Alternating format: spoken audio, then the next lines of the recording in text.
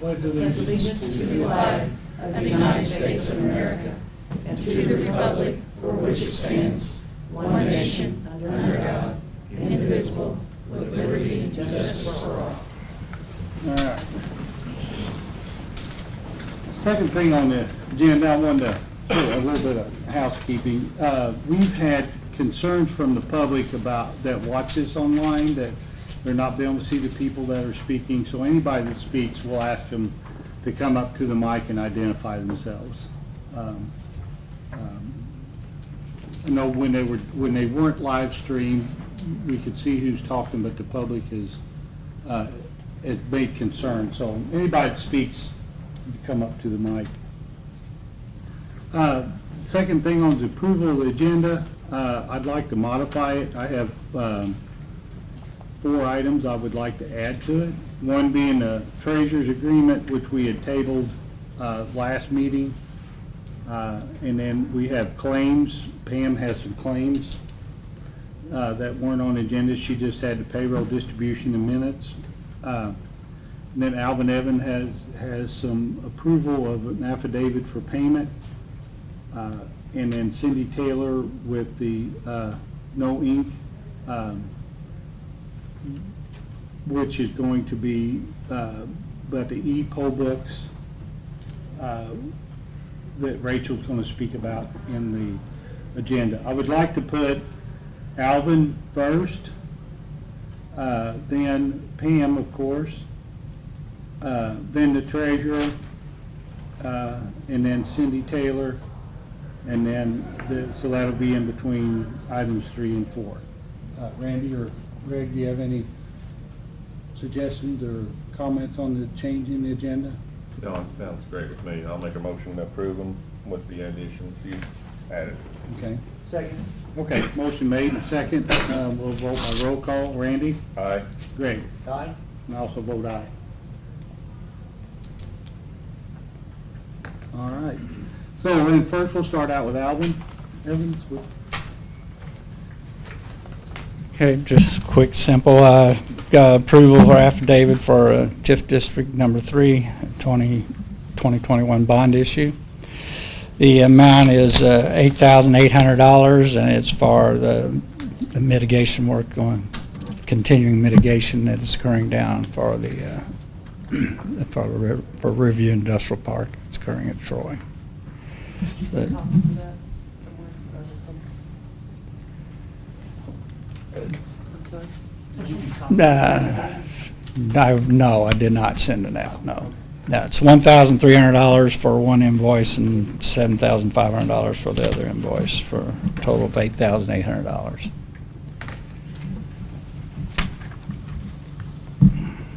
I apologize for that, but That's all right.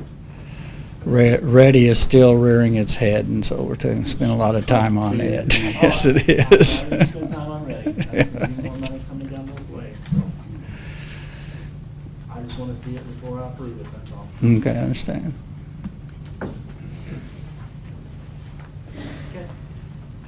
Here's a copy. You want to review it now? I'm good with it. I got it right there. Oh, I got mine with Pam. She did. I mean, sorry, Teresa. Yeah, that's the original that you have to sign that I gave you. that's Here's good. the original. Okay. That you Pass guys that down have to Teresa. sign. Yeah, I'm actually. This is still just working off the same. Same Before, from the RDC. 2021 bond Yep. issue, yep, that's it, yep. Just- I'll make that motion to Second. approve. Motion made and second. Vote by roll call. Randy? Aye. Great. Aye. Vote. I also vote aye. Motion made, second, carried 3-0. But concerning Ready, that just an update real quick, there's, Perry County's doing, or Indiana First, which Perry County is part of, that region is doing its presentation on the 29th at 3 p.m. at the IEDC's office. All 17 regions are doing it over a 3-day period. That's first day, so. Where? At Annapolis at the IEDC's offices. So, yeah, so then, however long we'll find out whether or not, so hopefully by the end of the year. All right, any questions? All right, thank Thanks, you. Alan. Thanks, Alan. All right, next on the agenda, I don't know how, but I think we need to get Amanda with the treasurer's office. I know you're up to your eyeballs over there. Yes. With taxes coming in. Hi, Amanda Lasher, treasurer. Just here to see what you guys on the approval of the American Financial Credit Services contract. And I think I'm the one that tabled it. Right. Just because I didn't get a chance to read it. I read it, I'm fine with it. I mean, I don't see anything issue-wise in there, so. Okay. If you're ready for a motion, Mm-hmm. I motion to approve, so. Randy? Okay, I'll second that motion. Okay, motion made and second. Vote roll call. Greg? Aye. Randy? All right. Also vote aye. Thank you. Okay, thanks, Amanda. Just gonna make a stack, 'cause I'm gonna make a stack unless you want to start passing it down, but Okay. That's the, that's the contract. her agreement. Do you have the affidavit? That's what I passed down to Might as well you. sign it. Oh, yeah, sign it, pass it back. All right, next on the agenda is Pam Goffman. Okay, first off I have is payroll, that was distributed on November the 15th to all county employees for $146,826.96. The assessor also received their extra pay for their certification that they have to do. That was a total of $3,500. And we paid out health department for overtime, which was $3,493.84. How we doing on that overtime? I know. We're still using out of the grant money. We've got about half of that left, I would say. Out of that 39,000, we probably have about half left. Okay. There was one, there was comp time, or no, I'm not comp time, I'm sorry. Extra pay at the assessors, I'm guessing that's just overtime. No, that is as far as being the assessor and doing things, they have to be certified with the state, and as long as they keep up their certification, Oh. this is extra pay that they get. They get for that, okay. Mhm. Gotcha, all right. Yeah, so much for a level 2, so much for a level 3. The deputies are level 2s, and I think the assessor is a level 3. Okay. Yeah, Cool. that's what these payments are. Thank Yeah, you. what's the fund that comes, I forgot. Reassessment. Yeah.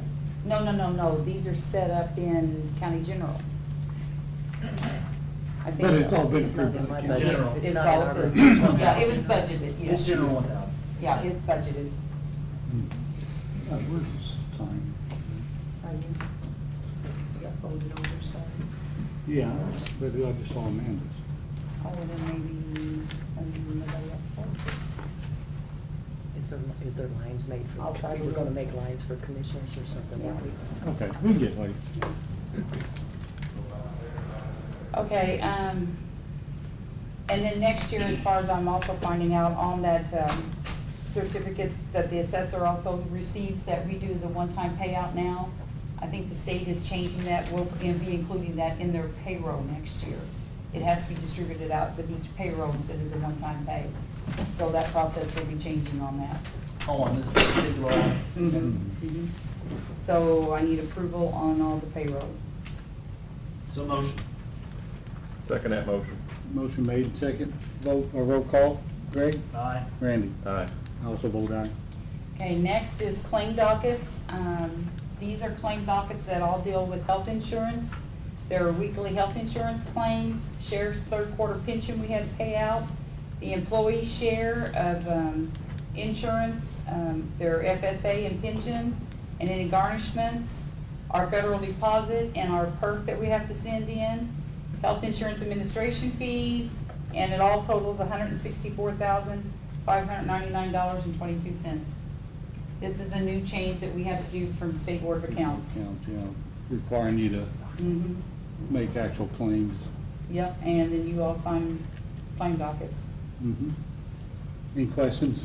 No, it's really old hat, it's just that they're making us sign now for each one of them, basically. That's Correct. Mhm. Something Right. we used to do just under the umbrella. We have to make a claim over the portion that the employees pay, Right.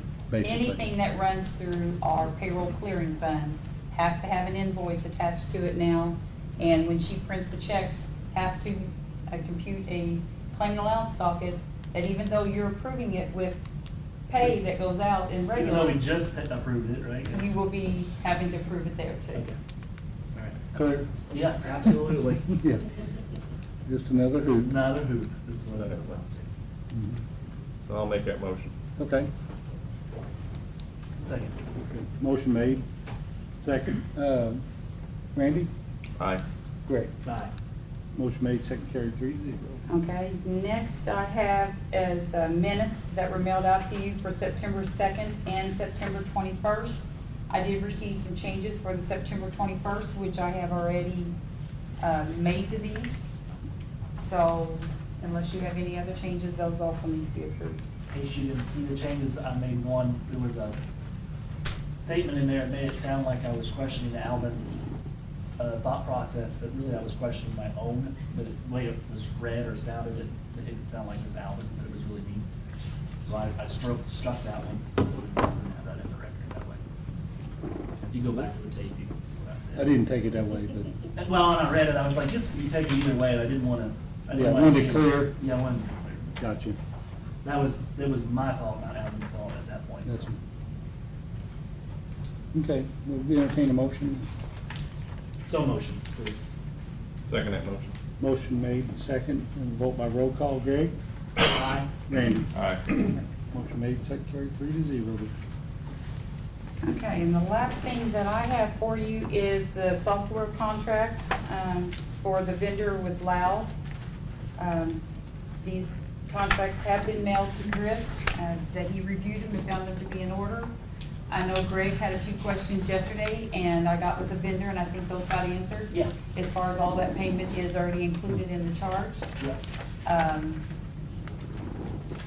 At this point, the council, I know the council is working on the funding, and they've assured me that not to worry, that the funding will be there. They just haven't quite figured out which way they're going, if they're going more county funds too, or if they're looking at some ARP funds through the government's loss.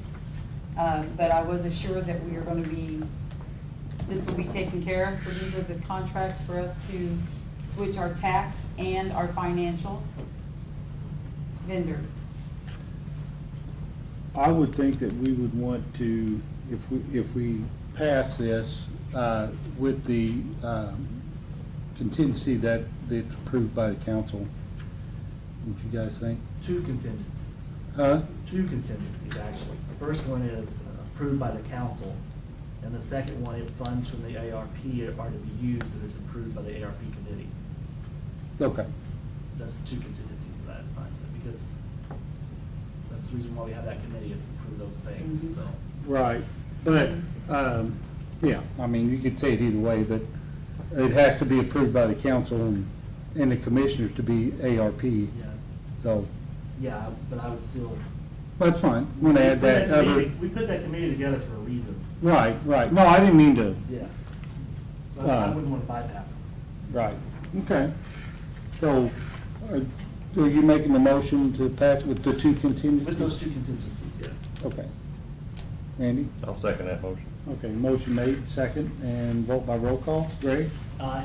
Randy? Aye. All right, I also vote aye. Motion made, second carried 3-0. And I think on behalf of the auditor's office and the treasurer's office, we thank you guys very much, because the systems that we got now, our financial, we've had since 1989. There's no way to grow, improve, or anything with it. And our other one was purchased in 1990. And a lot of our problems now is we get updates, but we have to manually do all these updates and try to get them on to make sure that we're trying to stay up. And there is going to be a lot of time saving, doing the updates as far as quality of our work and everything, as far as going with this new system to handle both our tax and financial. So we thank you. Yes, thank you. No worries. I mean, it's the right thing to do. I mean. Right. And you already are seeing potentials for savings, such as emailing out pay stubs and that kind of stuff. Yes, that's going to be a lot of advantages that we can do. A lot less repetitive work. Yes. Yes. Now, too, so. Hopefully a lot of less hand work that, I know my poor payroll deputy is, the way I had to teach her is a lot of old style stuff that we're hoping that we can get rid of and make time consuming a lot better, so. Yeah. And that is all I have. Okay. All right. Next on the agenda is Cindy Taylor.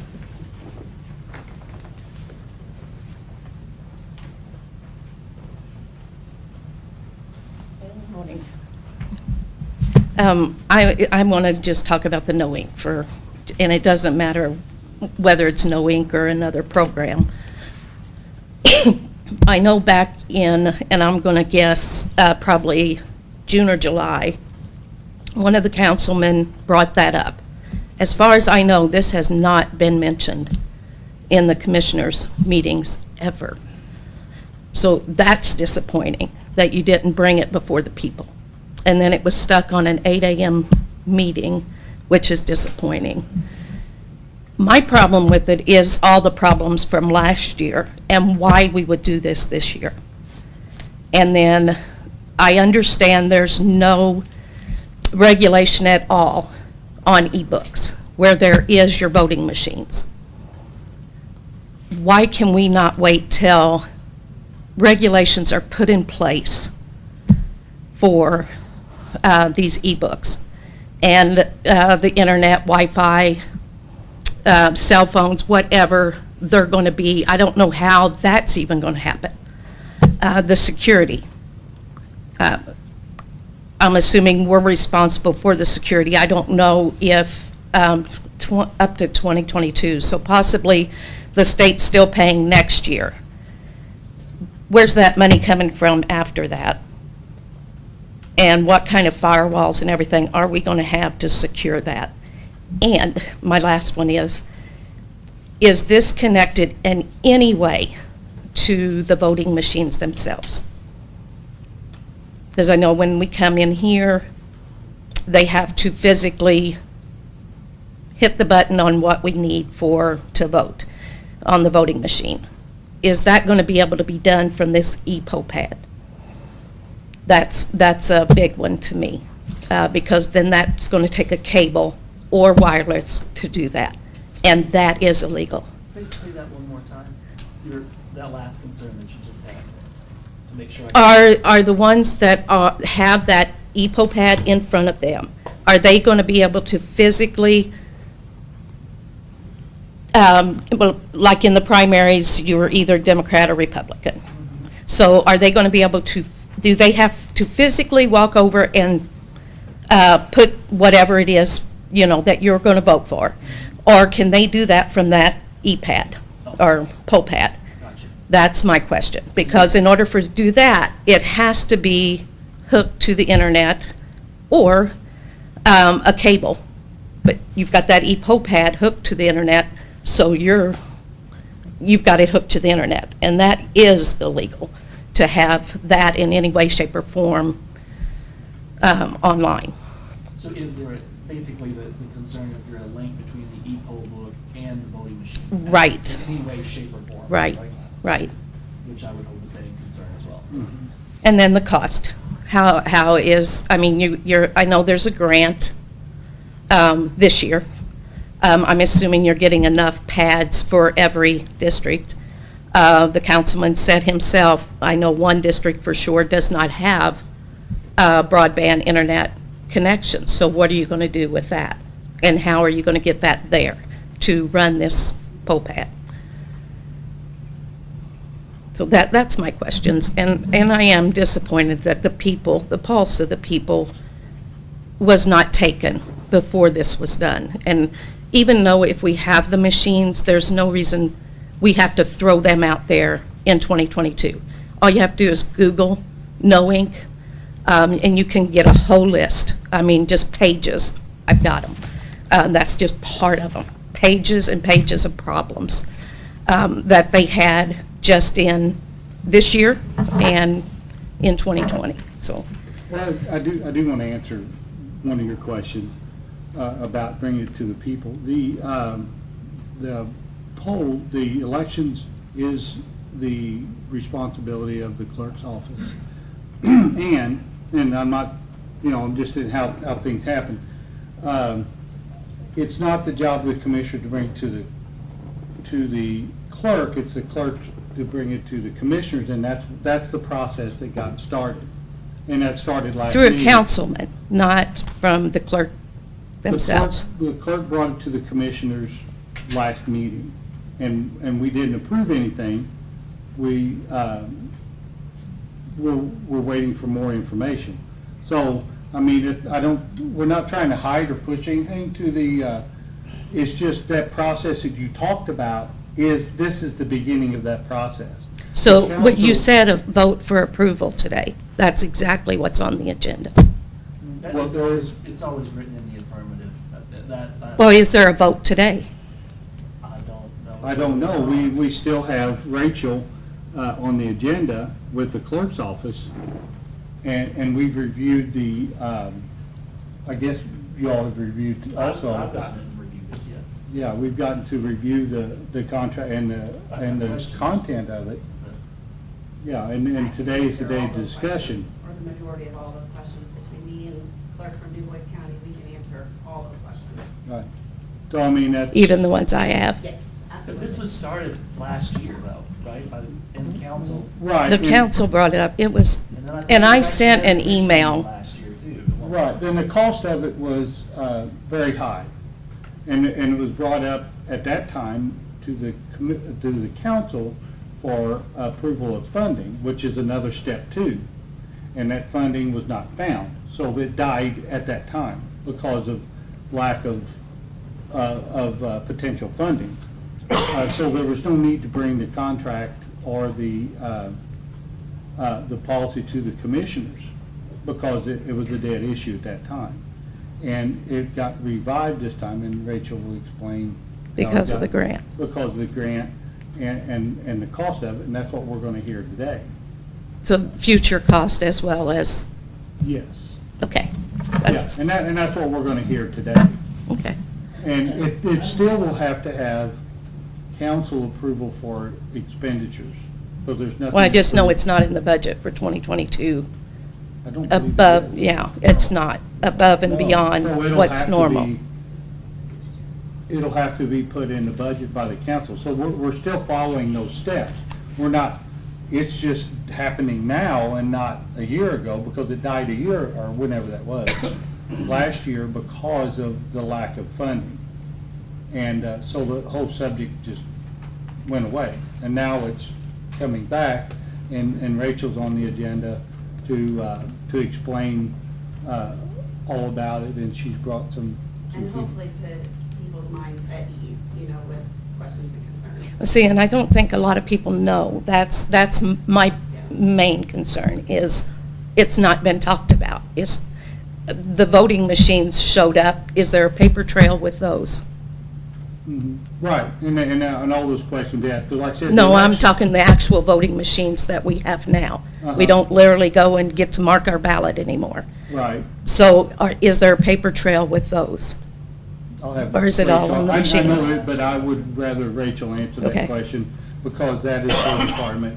But, yes, I know that there's a paper trail. And I'm glad you came up here because I have similar concerns, not as much around the money, but I do have around the security part of it. The security is the biggest.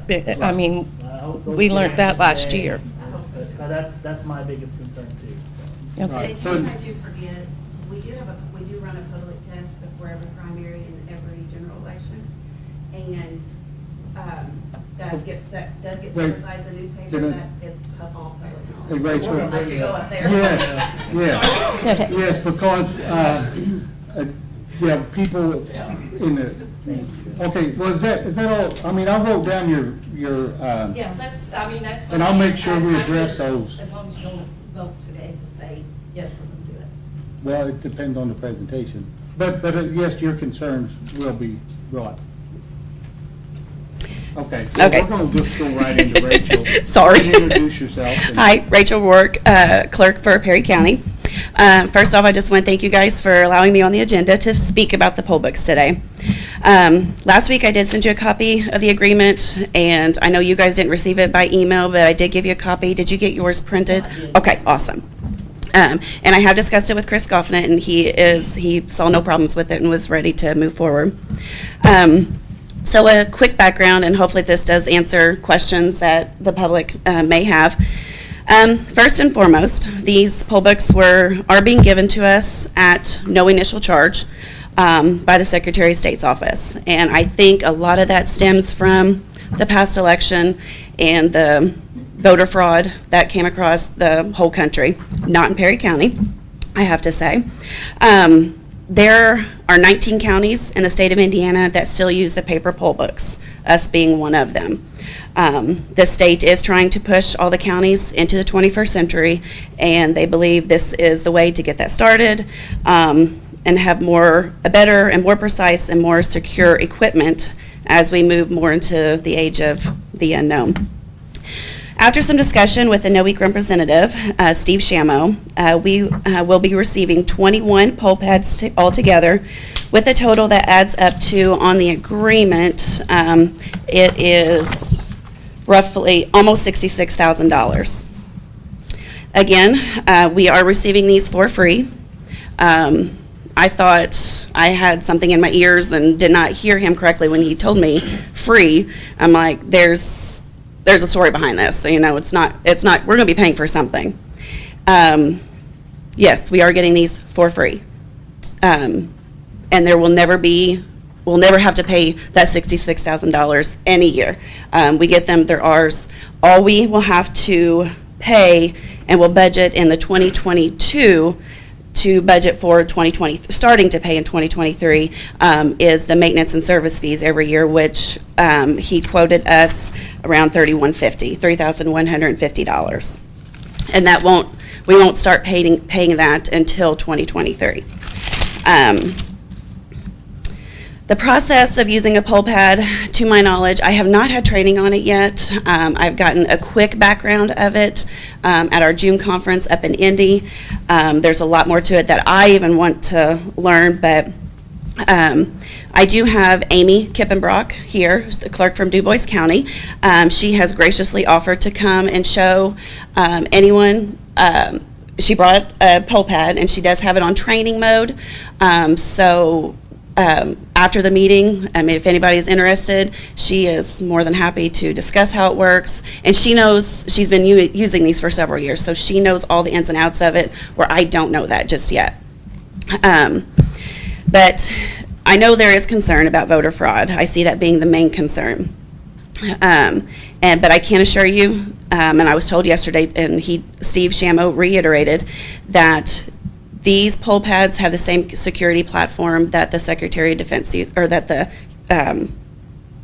Department of Defense uses. So I do feel 100% confident in the security behind these things, more so than our paper poll books. I think they'll be easier to use, less time consuming. People can get in line. They're not waiting out the door for absentee voting for hours on end trying to vote. I think this can also make the line move a little bit faster. One major thing that I do know about these poll pads, they do scan your state-issued ID. We don't have to search through the poll book.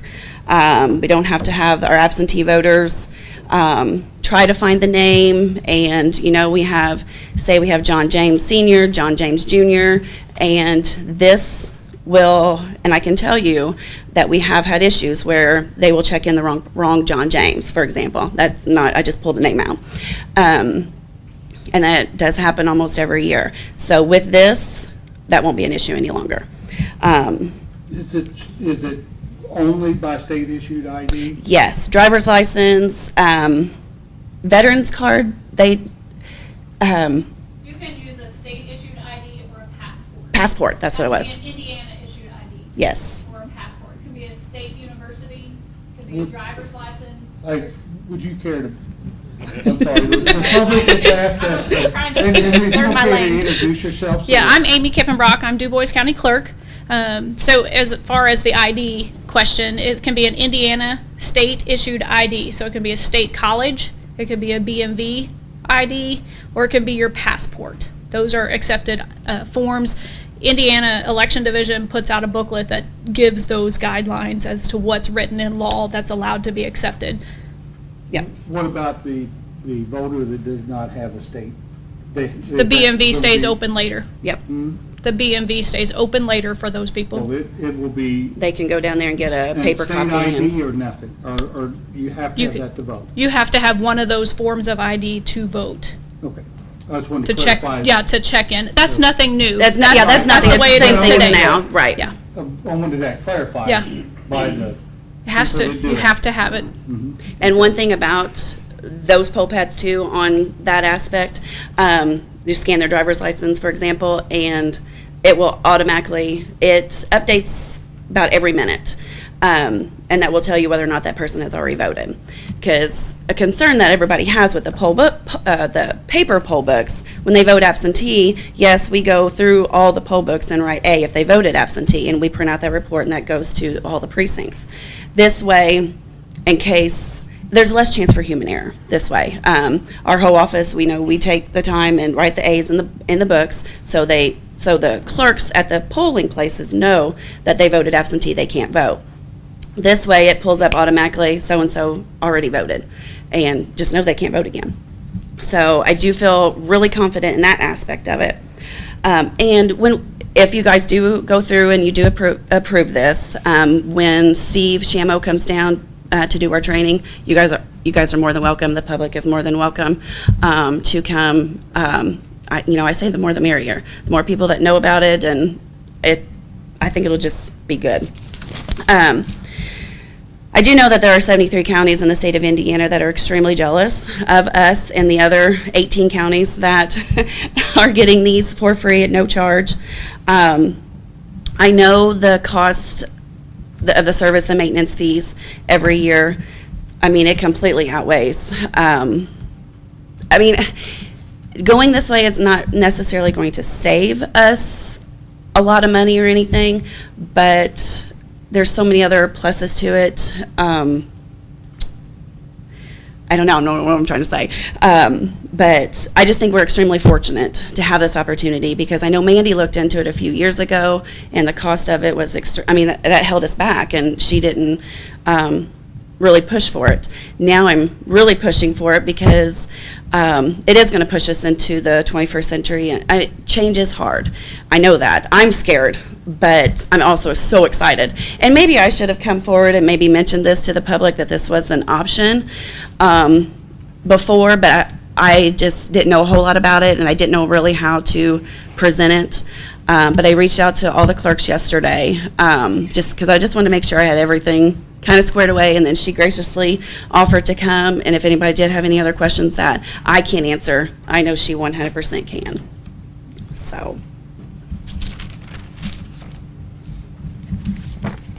And the goal through the state is to get all 92 counties. Yes, yes. That is the Secretary of State. That is her one main goal. Yeah. And the security is one of the main advantages of going to this. Yes. Now, go ahead. Okay. The connection to the internet, I mean, that at this day and age, it has to be connected. Yes. To be secure. And that is one thing I wanted to answer you, 100% that is not connected to our voting machines. Okay. That is connected to the internet here, but our voting machines are not. Never have been, never will be. And there is a paper trail on Yes, absolutely. And we have to store that for so many years. So, yes, voting absolutely. machines are separate, just to be clear. Yes. They're a separate system, and there is a paper trail on the voting machines.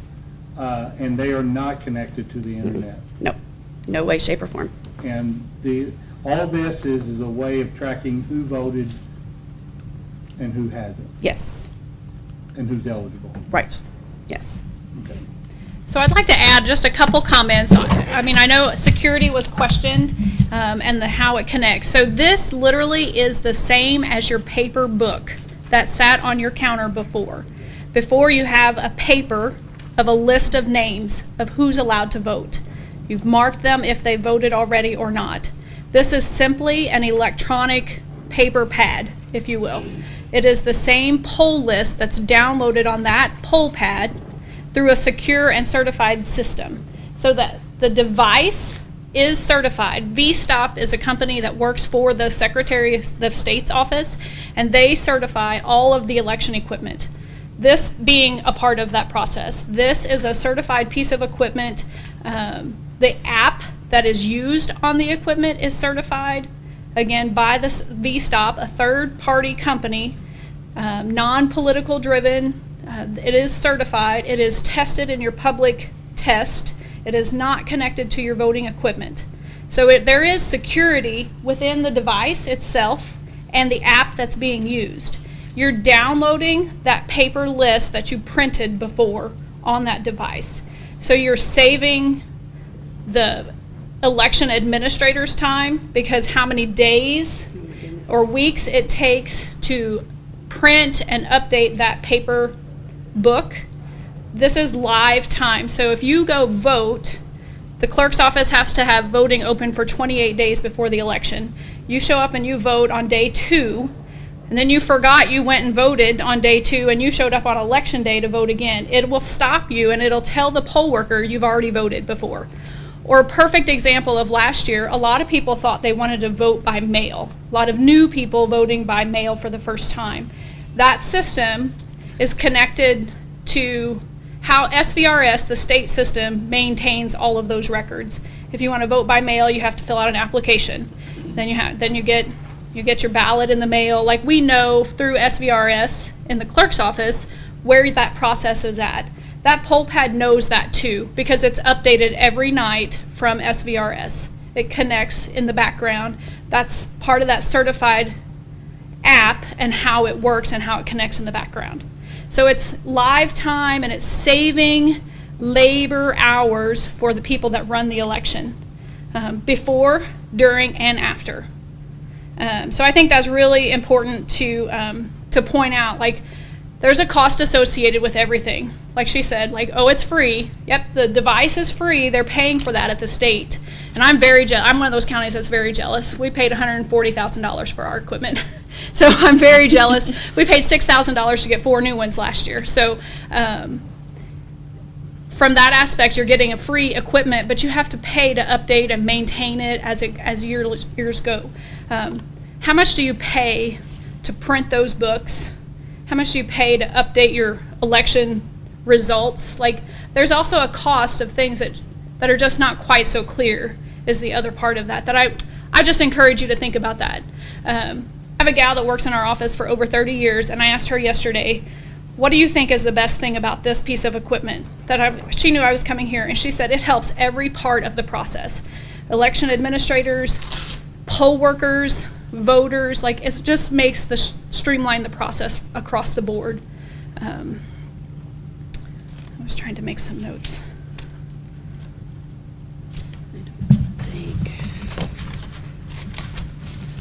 I brought it along for you to look at, to see what you think of it.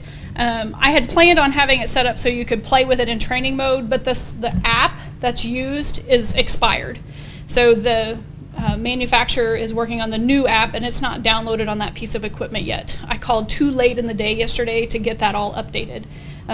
Based on, again, the security features, that app expired, and they have to create a new one and get that new app certified before it can be downloaded. They're working on that certification process right now. That's all done at the state level between the vendor and the Secretary of State's office. So you feel this is more secure and more reduces the chance of fraud? Yes. And that was a big issue in the last election, of voter fraud. I mean, across the nation. So. And even with the paper poll books, I am very confident in my office, our process, how we run everything here. I mean, I know out in the public, they might want to question anything, but I'm 100%, 1,000% confident in the way the results get processed. And this just excites me even more, because we already do a fantastic job with that. This is going to secure it and make it 10 times even, no questions asked, no fraud. It just stops you in the process. If there's something, if I have voted, or I wanted to vote by mail and I've filled out my application and turned it in, but the clerk's office hasn't mailed me my ballot yet. Like, there's just a timely process in some of that. This system knows that I've already filled out that application, and it's going to say, wait, you said you wanted to vote by mail. It says that you filled out the application and that we're mailing you your ballot today. I have to sign an affidavit, or if I've been mailed my ballot and I haven't returned my ballot, I have to turn my ballot in. Like, there's an affidavit that says this is where we're at in the process, and then I say, oh, I changed my mind. I don't want to vote by mail anymore. I want to vote in person. Like, that happened a lot last year. And so I sign an affidavit and turn in, like, we've had people turn in a ballot that was put in the trash can with coffee grinds all over it. Like, they put it in a Ziploc bag and they bring it in to turn it in. If they just have no trace of it, it got lost, it's gone, they don't have anything to turn in, they sign that affidavit, they vote. If that ballot comes back in, the system knows that they then went in person and they voted. So the system works better in a more efficient way for election administrators to help prevent that fraud, whether it's intentional or not. Right. And it can be either or. Yeah, Right. yeah. Absolutely. So I got a couple questions. So the internet connection that it's going to be connected to, does it require any specific firewalls associated with it? It would be whatever your county uses, like ours uses county protocols. Okay. So does it, when you actually connect it and download, is that a one-time download and then it can go off into non-internet world and actually work and do its job? Yes, So it doesn't have to be connected to the internet on voting day? correct. Okay.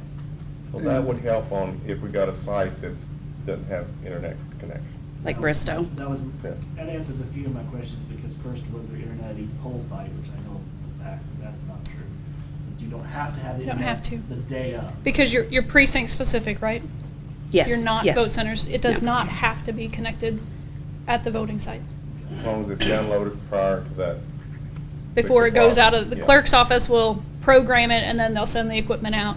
They can turn it on. It doesn't have to be connected.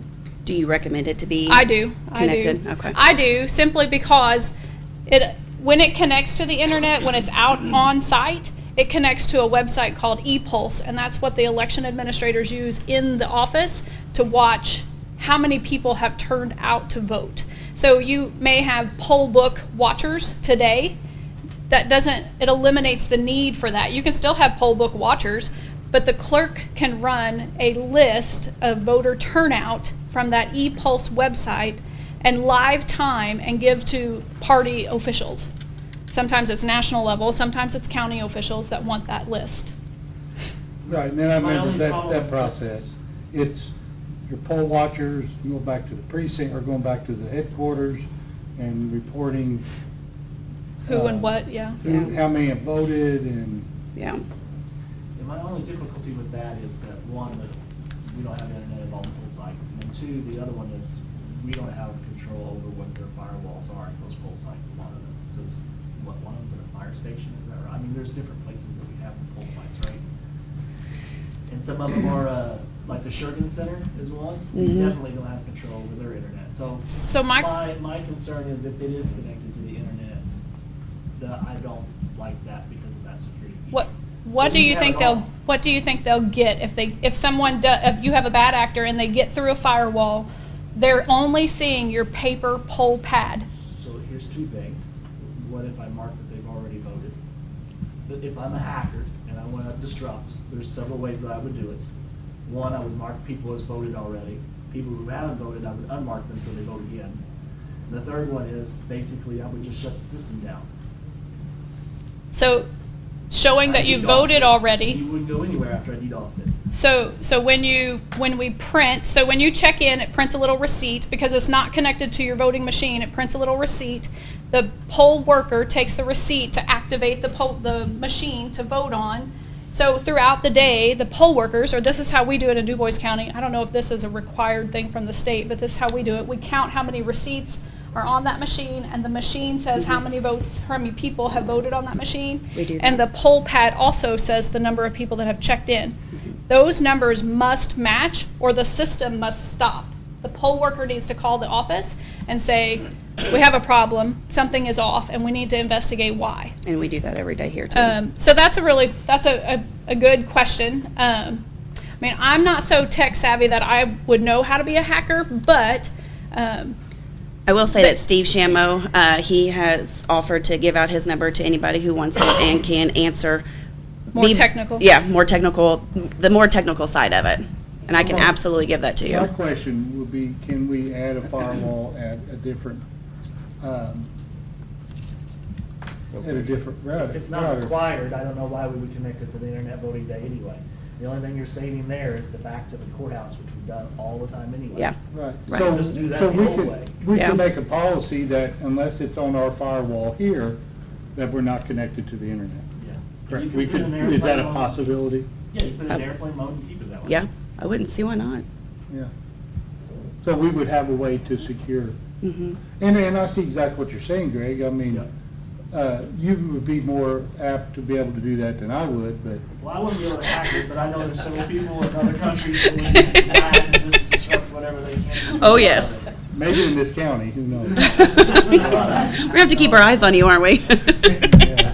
If it's not connected, they can't get into it. That's right. That's right. That's the key. Yeah. Right, so we don't But have to still- connect it, and we don't connect our paper books anyway. Right. Yeah. So, And that is no, I don't know if I said it already, but that is no way connected to the voting machines, Right. not at all. Next question is, what if it goes down? What if the app just crashes, the iPad just goes bonkers? That's a perfect question. So we had that happen last year. We were having problems. It didn't crash, but we were having problems. We called the vendor. It's 6:20 on election morning, the most stressful time of the day, right?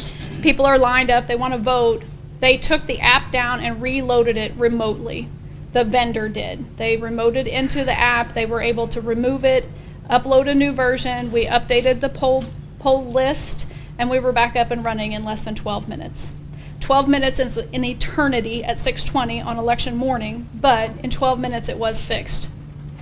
but we would. It was done with internet, so my comment to you is have more than one at every location, Mhm. because that will be your problem solver. You can still move people in and out And, yeah, and that's why. if you have more than one poll pad at a location. Yeah, and we should have 2 at every location. All of it is my understanding, it is in Du Bois County. Everything is tested before it goes out on election day. Yes. Do we know what iPad model we got?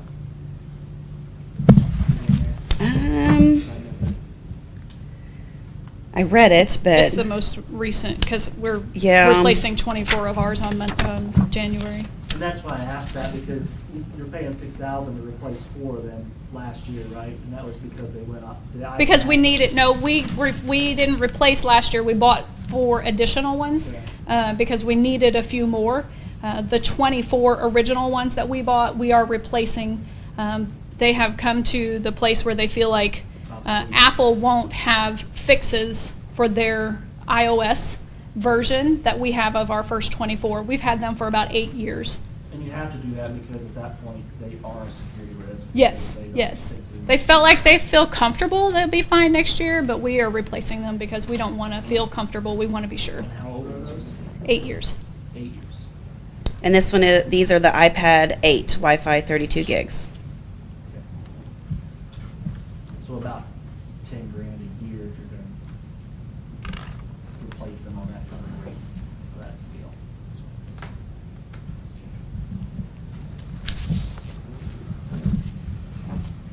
I've only got one other ask, and that's to do a public training before we vote on it. Okay. Actually bring them in, let's show how it works. Steve will bring plenty Can we in do for that? that. Yeah, yeah.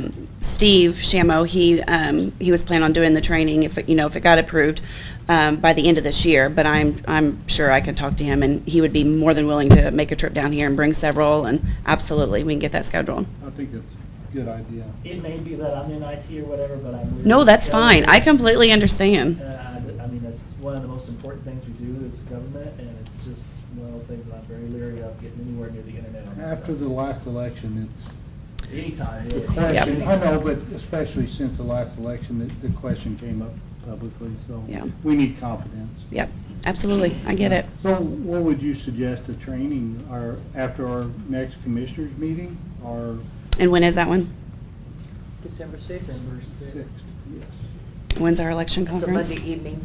The following 12th and 13th. 12th and 13th, I okay. could call Steve and see if he could come Yeah. down for that day, and Be the evening meeting, and maybe that, I mean, Or you can if set he up a if he date. can't, I can come We can over. do a But he would be different better day, to be too. here to Okay. answer That those would probably questions. work better, because the next meeting I am out of town. which one, the 6th? Yeah. Oh, okay, you want to do it on the, Would they do a special meeting to Then the if other Steve one would be wouldn't, a if it wouldn't Tuesday. work for his I'm on schedule? that most of that week. There's a high chance that I am too. on the 6th? 6th. Well, then we need to. Tuesday okay, the if 21st. both of you gonna be gone on the 6th, then we need to reschedule that meeting.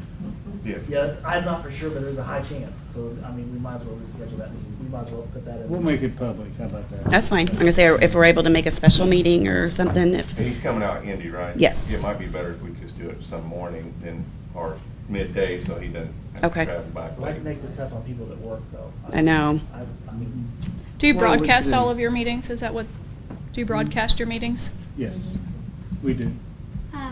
Plus, I'm here with the news, so this will be in the paper. That'll be coming out soon. Okay. So if you just want to get back with me with a date, I can make sure that gets in there. Absolutely. Your name? My name is Katie Wilborn. Okay. Okay, so Yeah. what's the motion, a table till we have, Cindy had a comment. You want to make your comment? Well, I've before we- got just another question. Come up here. Can you come up here though, we please? come up here? She did raise her hand a long time ago. I held her off because I wanted to hear it. The modem. Does our actual physical voting machine may not be hooked up, but does it have a modem in it? No. It does not at all? No. I think I've asked that question before. Okay. And during our public test that we have, Mary Kay, remind me, when is that roughly before each election? Is it, it's before absentee voting, 2 weeks before early voting. Yeah. 2 weeks before early voting. I mean, and we'll put it, we now have a Facebook page too for the clerk's office. We know we'll put that on there. No one from the public shows up to these. So, and they can actually see the voting machine, how it's run and all that, kind of get the ins and outs of it. So we welcome people to come for that, The so. only thing the voting machine has, it does have a terminal to program it, right? That you actually plug into the download the. That's a certified election Yes. laptop Right. that your clerk's office or election That's the only- board. That's the only connection that I know of for the voting But that's, machine. but that's again programmed onto that equipment, and then they bring that equipment, that's not connected to the internet when they're programming your machines. Yeah, absolutely. I wasn't questioning that. Yeah. It is a direct line to a certified laptop. There is no connection. Yes. I was just making sure everybody else out there knew that. Yes. I've asked that question before, not in one of these meetings, but on the side. Yep, So. yep. You know, when Yeah, you mentioned, I've had that question to me too, and I've known for long, no, they're not connected to the internet during voting. Someone asked that of me when I was running for this position, and I said, I have no idea, but it's a fabulous question, so I Yep. asked that Right. question Yep. It specifically. would be so easy to hack for some. I have two last comments, and then I'll step to the side. Poll workers are a great way to educate the public on how an election works. So if, as you're running for office or as you're talking to your constituents, if they have questions about the election process, if your county is like ours, we're always welcoming new people to get involved. And at one day out of the year, if they want to work the election, it's a perfect way to learn more about the election process and answer a lot of those perceptions that they have because the national news has told them about another state's process. So I encourage that just to tell people if they have questions to get involved and call the clerk's office or their party leaders and say they want to be a poll worker. The other thing on And we public can always use poll workers. so. on public test comment that you made, we let the public, any public that comes to ours, they get to perform the test.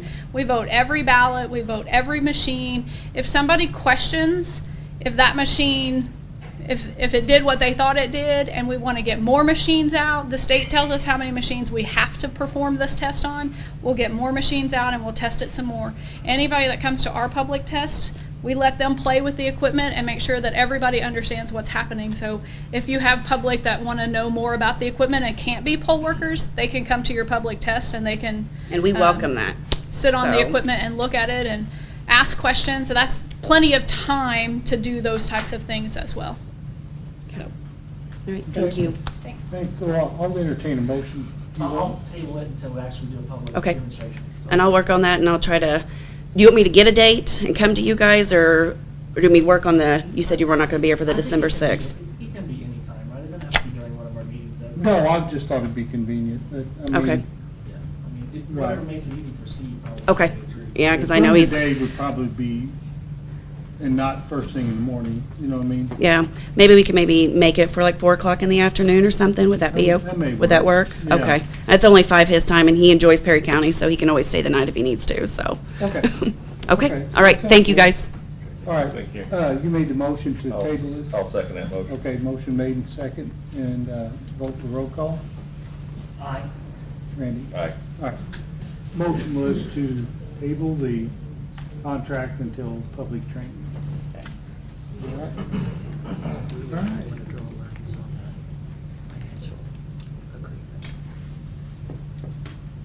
We good? Okay. Next on is Wayne Barrell? Yes, Burrell. Burrell, I'm sorry. That's all right. Go ahead and introduce yourself and give us a little. Yes, hi, good morning, everyone. Am I speaking too loud, by the way? No, you're Okay, fine. perfect. So my name is Wayne Burrell, and I represent Future Energy Solutions, so just everyone to be aware of that.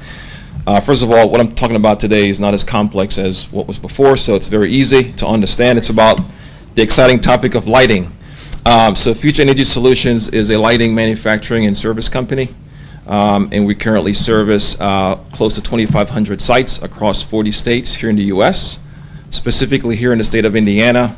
Multiple clients from a myriad of sectors such as automotive, education, hospitality, and municipality. So I'm here today to talk specifically about an opportunity at the county jail, just across the street here, as it relates to lighting at that facility. So when we talk about lighting, obviously, for obvious reasons, at a secured facility like a jail, besides just productivity, it's also about the importance of security and safety for staff, visitors, and of course the inmates that are there, and also ultimately to just to reduce overall liability exposure. So the reason why I'm here today is I had an opportunity over the past couple of, maybe over a month or so now, to speak with Sheriff Malone and his team as Chief of Staff, Commander Gibson and Gregory from Maintenance, and just understanding that, there's some lighting challenges there at the facility because the facility is mostly, the infrastructure is currently a lot of old technology meaning fluorescent bulbs, ballasts, metal halides, and things like that. And you may or may not know this, but as the lighting industry continues to mature and progress with technology, those older technology becomes much more frequently harder to maintain, becomes more expensive to maintain. And so the question is, what do you do? So obviously, any facility, you have an option. You could just continue with the old technology, keep doing what you're doing.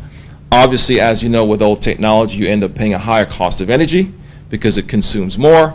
And of course, you continue paying a higher rate of maintenance because of the rate of failure. And you're also challenged with the issue of trying to find materials because manufacturers are slowly making those materials obsolete. So there's also a challenge in how do you figure that out. The next option is to buy new materials, buy new fixtures, specifically, as you know, with the latest in technologies, LEDs, and do a lighting upgrade that way. Don't recommend that because you're basically taking your money and spending it on a depreciating asset. The next way is to obviously find a program that could work. There's many programs out there. However, my program is unique. And so in having those discussions, we went ahead at a no commitment, no obligation audit that was done at the facility maybe about 3 weeks ago. And so I wanted to come and basically share that results for you today. And so the audit was done whereby we took inventory of all the light fixtures that were there. We're able to capture what the current rate of energy that is being paid to the power company by the facility. And we also was able to take inventory of all the burning hours for the lights. From that, we're able to figure out exactly what the jail is currently paying for lighting. With that, this is what we're proposing. So because of the way our program works, being the lighting manufacturer, we currently fund and maintain this, all the sites that we service, meaning that because the site has qualified for our program, FES will come in and provide the lighting fixtures at zero capital cost to the county. We'll also install the lights at zero capital cost to the county. By the way, we're proposing to use local contractors so as to keep all the funding within the county. I've been made aware that we have KC Electric, who's based here in Tell City, who if the project is approved, that's who we will engage. If that's not an option, there's also Wire Electric. And we also have our own contractor who's based in Indianapolis within the state of Indiana. So we prefer to obviously use local contractors to keep all the funding in the county.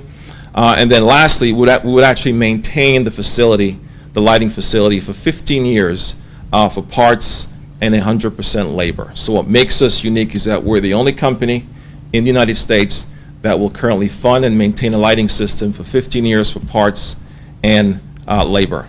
Now, the way we get compensated back, because so far you're going to ask the question, well, how do you get paid? We actually get compensated from the savings and from the savings only that we generate, which is the reason why we did the audit. We had to ensure that we were able to generate savings from the project, so we get compensated from the savings. So in other words, the county doesn't write a check, and the compensation back to FES is not a new budget that the county needs to account for in compensation back to FES. Over and above that, the compensation back to FES is not all the savings. We actually give the county back a portion of the savings.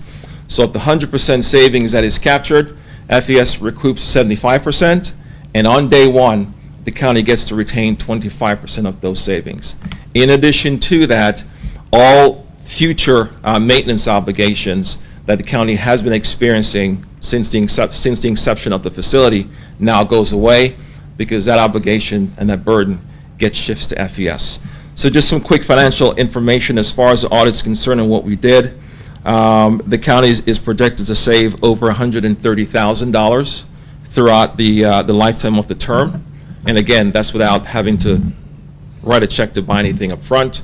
That's simply us coming in, providing the lights, doing the installation, and after compensating back FES from the savings, the county gets to see that positive cash flow, and we maintain the facility. Now, this is something that we've done with other county jails here in the state of Indiana, so there's positive references available should you need to do that as part of due diligence. We have installed Montgomery County Jail back in 2019. We've also installed Park County Jail, I think maybe a few months after that, and right across the street, the Boys and Girls Club in Montgomery County as well. So there's local references specifically within this particular space of county jails that we've done in the state of Indiana, just as a reference should you need to do that. So I'm going to pause there for any questions, and then I'll take it from there. So, I mean, at the school, when we did this, we did it two different ways. We did it one with the energy savings contract at one point for some of them, and then we actually did it in-house for others. So, like you said, it's not complicated to actually change these out, because you're just basically taking out the old light fixtures and putting in new light fixtures, getting rid of the ballast, basically, is what you're doing, right? Yes, correct. So on the interior, we're removing basically all the old components, the old ballast and the old fluorescent tubes, and basically hardwiring, getting a little technical, but hardwiring the LED tubes to the direct power. On the exterior, we're actually removing the actual fixture and putting up a brand new fixture, because the key to our program is the technology.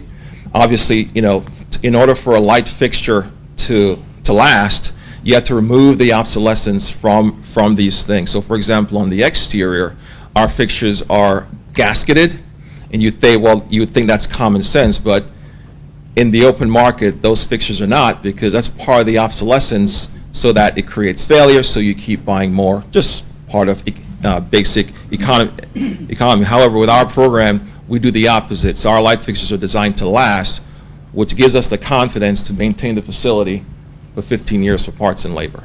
Because it's your responsibility. Correct. It's my responsibility. So the least I could come out to maintain, the more profitable it is for me, because I cannot charge you anything more than what the audit delivers from the savings.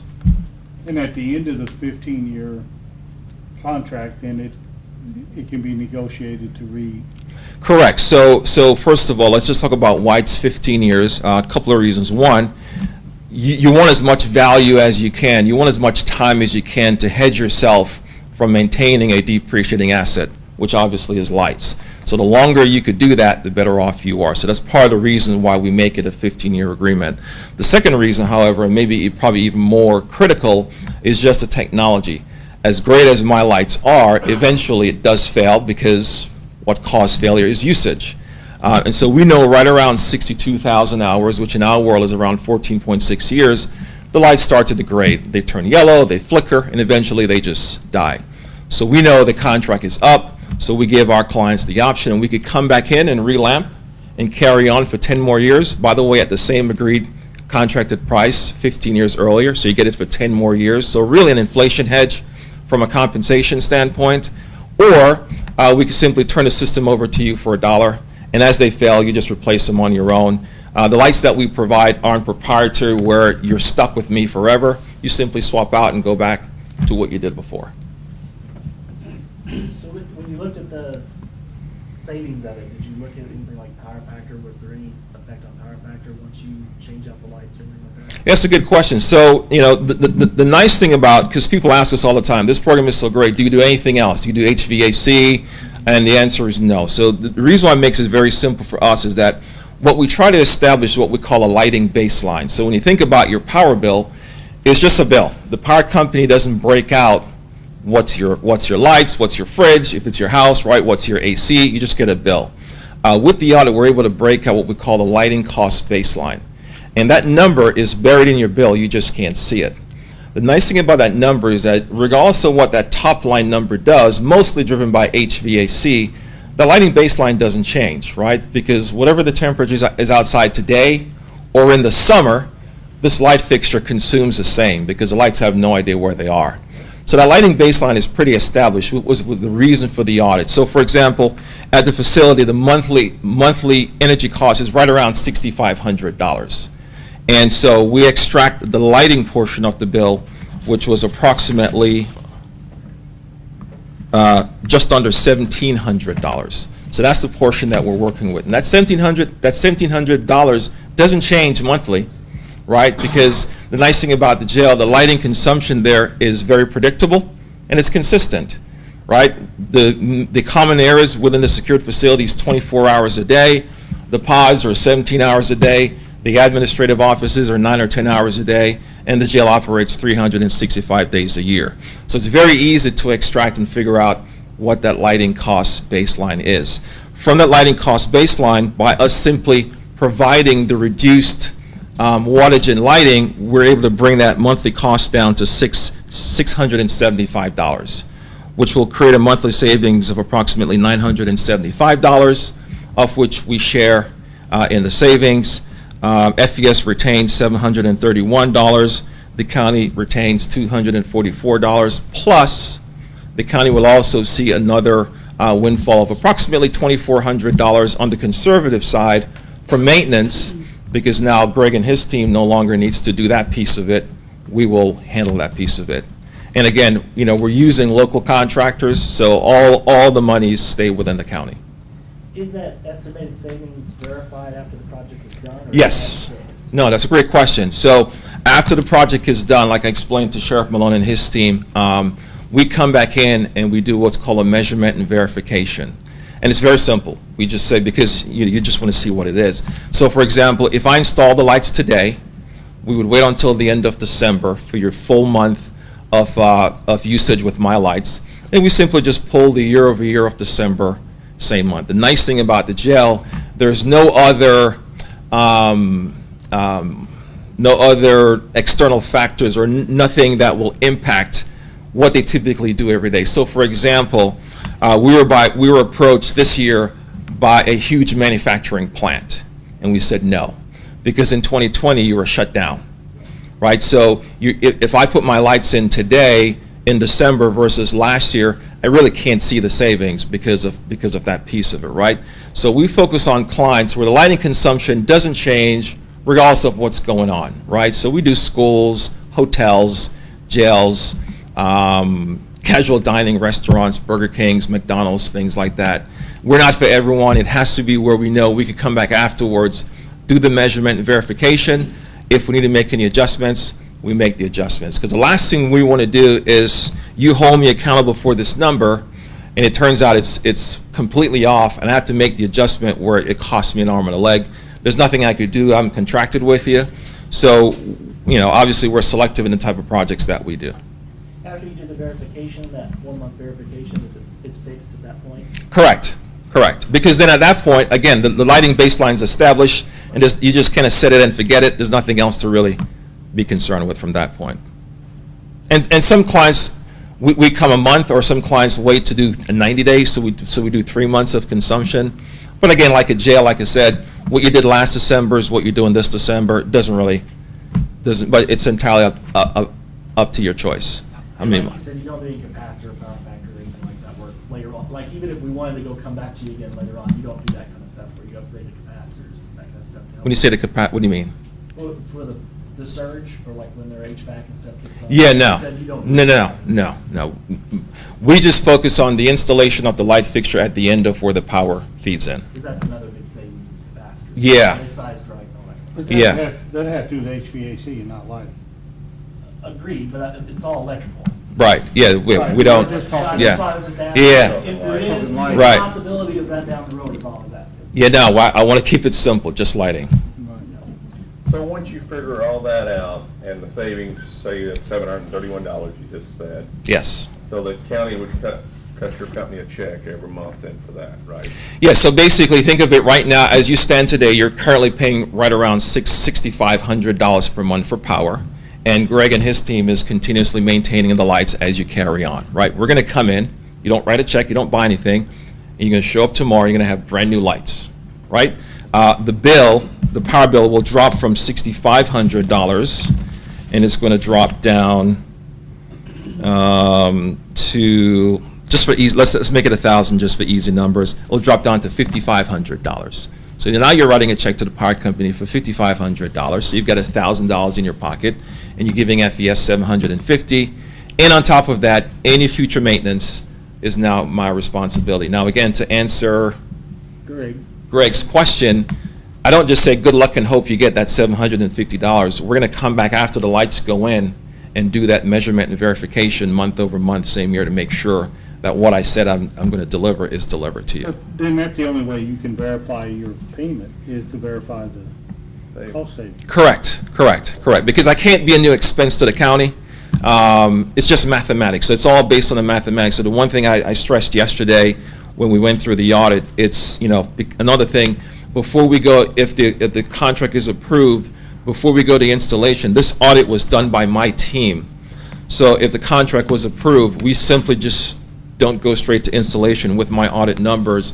We're actually going to dispatch a neutral, independent electrical contractor to come in and verify the information, because if you can imagine, it's just mathematics. So if the inputs are correct, the outputs will be correct. So we do what's called a hard audit for your best interest in mind, because if I do the hard audit and my team was completely wrong and the project now doesn't qualify, then I simply say I can't do the project.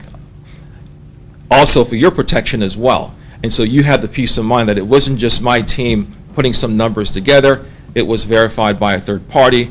That gets verified. We then present any discrepancies. Usually it's within 5%, just so you know.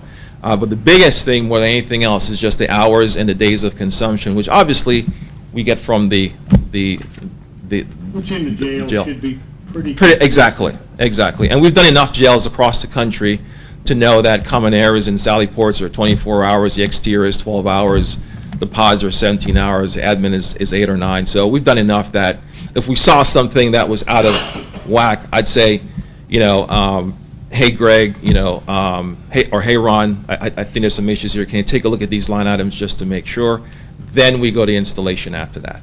But again, like I said, you do have that additional protection of the measurement and verification. And by the way, that's an addendum that we provide you, because it's not in our contract, but it's something we provide over and above to ensure our clients have that peace of mind. Wayne, I have a question. Yes, sir. Jim, you need to come up here. Okay. Oh. You're right, I'm sorry. Yeah. I just got one question. I think the industry you're doing, since it's LED, is the future, and obviously, I believe your company's probably going to prosper, but I only have one question.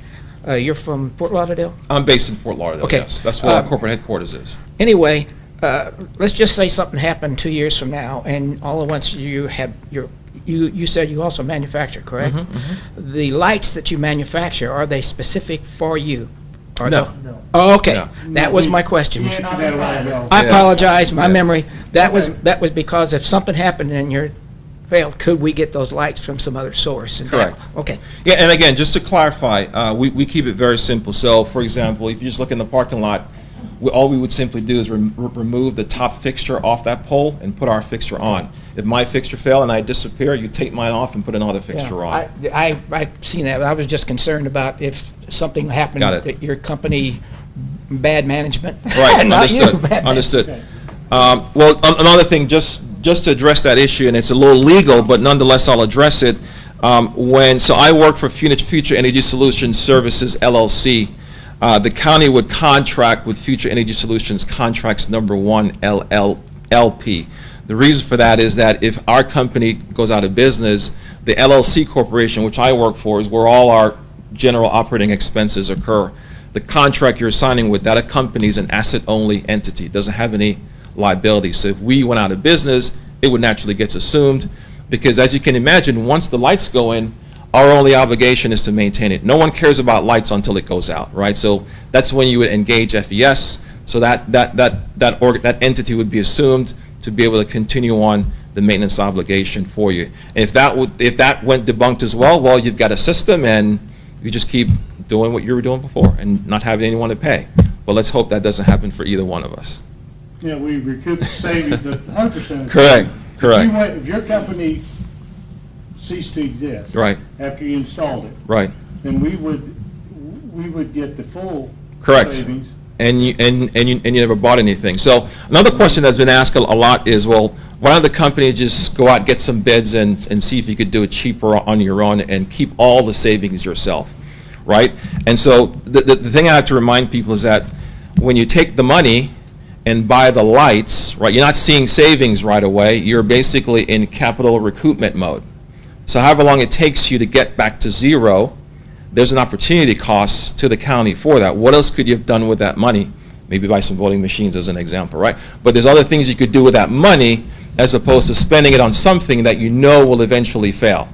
And then once you start getting your savings, however many months that take, and the lights are dead again because you also had the maintenance obligation, you now have to give that savings back. So it's well documented that spending your money on a depreciating asset such as lighting, because it doesn't give you that permanent offset, it's not worth doing because you don't see any savings right away. So our company, because we give savings back on month one, it's a true energy savings program, and you get the maintenance piece of it to add further value as well. I have a Yes. couple questions.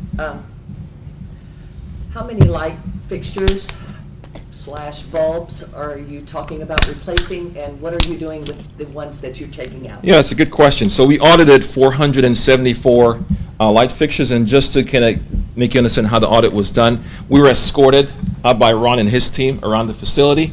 So it's not just we kind of walked and did a guesstimate. We actually did it line item by line item, room by room. We went to the sheriff's office, we went to Ron's office, we went to dispatch, we went to the salad port, the pods, the cells, everything. So 474 fixtures. And so as I discussed yesterday, you have options. Most of those light bulbs, they still work. So we give you the option, would you like us to discard all of them? And the local contractor would simply get those recycled, or we could give you back a portion or all of them that you could use elsewhere. You may have other facilities within the county that still currently uses fluorescents, as well as the ballast. So it's entirely your option as far as what you'd like to do with the disposal of the equipment once we remove those. So you'd be responsible for disposal? Absolutely. Unless we wanted to retain that? Correct, and you can retain all or a portion, whatever it's entirely your choice. Now, what about future expansion of that facility? If there's an expansion, how would that be handled? Yeah, so we do that all the time, actually. So, when you're doing an expansion, obviously, once all the plans are approved as far as the lighting, we just simply ask you for the lighting schedule for the new construction portion of it, and we simply provide you lights and just add it to the contract. And the easy way to kind of understand it is, so in this particular case, the compensation currently to FES is $731. It's 474 fixtures. So that's less than $2 a fixture, just for simple mathematics. If you add 10 more fixtures or 20 more fixtures, it's $20 or $40 more per month for those additional fixtures. Make sense, what I just said? You base the reimbursement on the same? Yeah, so we basically, it's a per fixture, right? So what is the per fixture rate for this project, right? So $731 is the monthly compensation to FES based on 474 fixtures. That's let's just say $1.50 just for simple math per fixture. And if you added 100 more fixtures, your compensation goes up $150. Make sense? So we would simply look at what you're adding and just add that to the contract. and we provide the lights, and we do the installation and maintain those as well. So if you had a budget for whatever that number was, you simply pull that budget out, use it for something else, because FES will handle the installation and the fixtures, and of course, moving forward, we'll also maintain it. Usually I get more questions. Any other questions? I've been down this road, so. Okay. I think you may have to come up. Yes. Okay, maybe you might have answered it. I don't remember you answering it. Who pays if you get a local contractor? Who pays him? I do. How do you get reimbursed for that? Through the same Yes. way? Through this. Through the Okay. cost savings. Okay. Yeah. That's Yeah. That was a good question.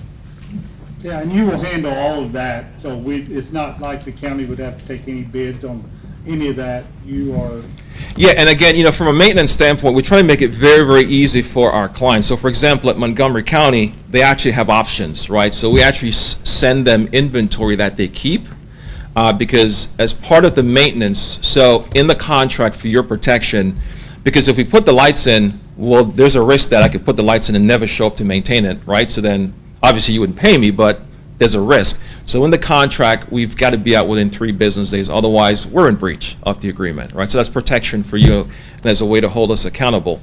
However, at Montgomery County, one of the concerns they had was, well, maybe it's snowing, maybe it's maybe there's issues going on, and the contractor can't get to me for reasonable excuses. And so we want to be able to do basic things on our own. So we actually send them inventory, light bulbs for the common areas and things like that. And their maintenance team would actually do the work, and they send us the invoice for their time, right? So, or you could just simply have the local contractor handle it. It's entirely up to our, you as far as how. Greg goes in, and we could have set up, and Greg goes in, has to replace the bulbs. He just invoices your company Correct. his time. Correct, right. And then- I send Greg the materials, he does the work, and he invoices me for his time. If Greg doesn't want to do that because he's busy, he's a 2-man crew with multiple buildings, You get another we contractor. just dispatch the local contractor, they do the work, they send me the invoice. So it's option, it's entirely up to you. We try to keep it very easy. Only thing I got left is I need to see the audit results. So whatever paperwork you got, you can just send it to us. Okay. It's Commissioner 1, Commissioner 2, Commissioner 3 at Perry County. Yep. Yep. Mhm. So it's easy, right? Yep. And then the other one is, since this is if you look at it, 15 years, 12 months, 75% at $975, it's a $131,000 contract. You have to bid it. That was going to be my question, too. It's over 50, so we really should, right? I want to ask Chris about that. Well, because it is a professional service. Yeah, so a couple of things there. So, I need to ask that legal I question on think that. professional service is a stretch on this one. I'll just say that. Well, that's why I want to ask Chris on this, what we have to do to make sure that we're legal. Then our attorney needs to look at the contract. I don't know Yes. if he has. Right, I don't know that he has, but I think that he definitely needs to look at it to make sure that it, yeah, for sure. Mhm. And so, my hope today was to at least be able to get it where I could send you guys a copy of the agreements that could be reviewed by the attorney. I'll also even send you, if you like, just kind of the amendments that were requested by Montgomery and Park County. It was all the same, so maybe a state of Indiana thing where they all wanted the same thing. So I'll happily send that so the attorney could have that as a reference.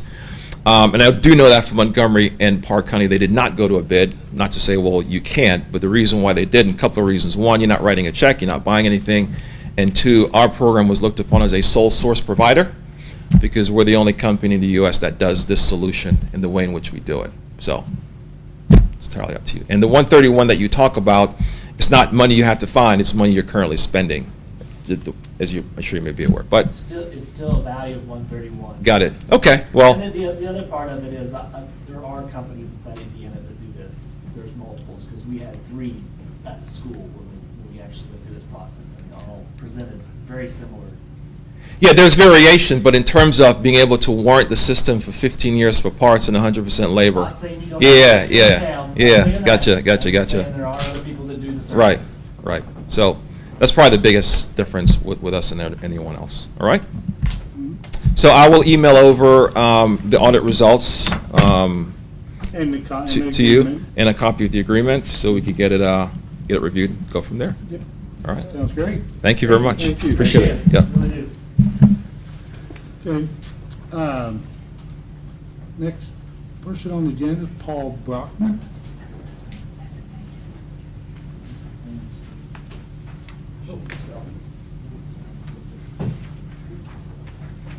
Sorry for the delay, it's been a big meeting. Hey, it's interesting. Yeah. I got a good free education here. So, it's really interesting.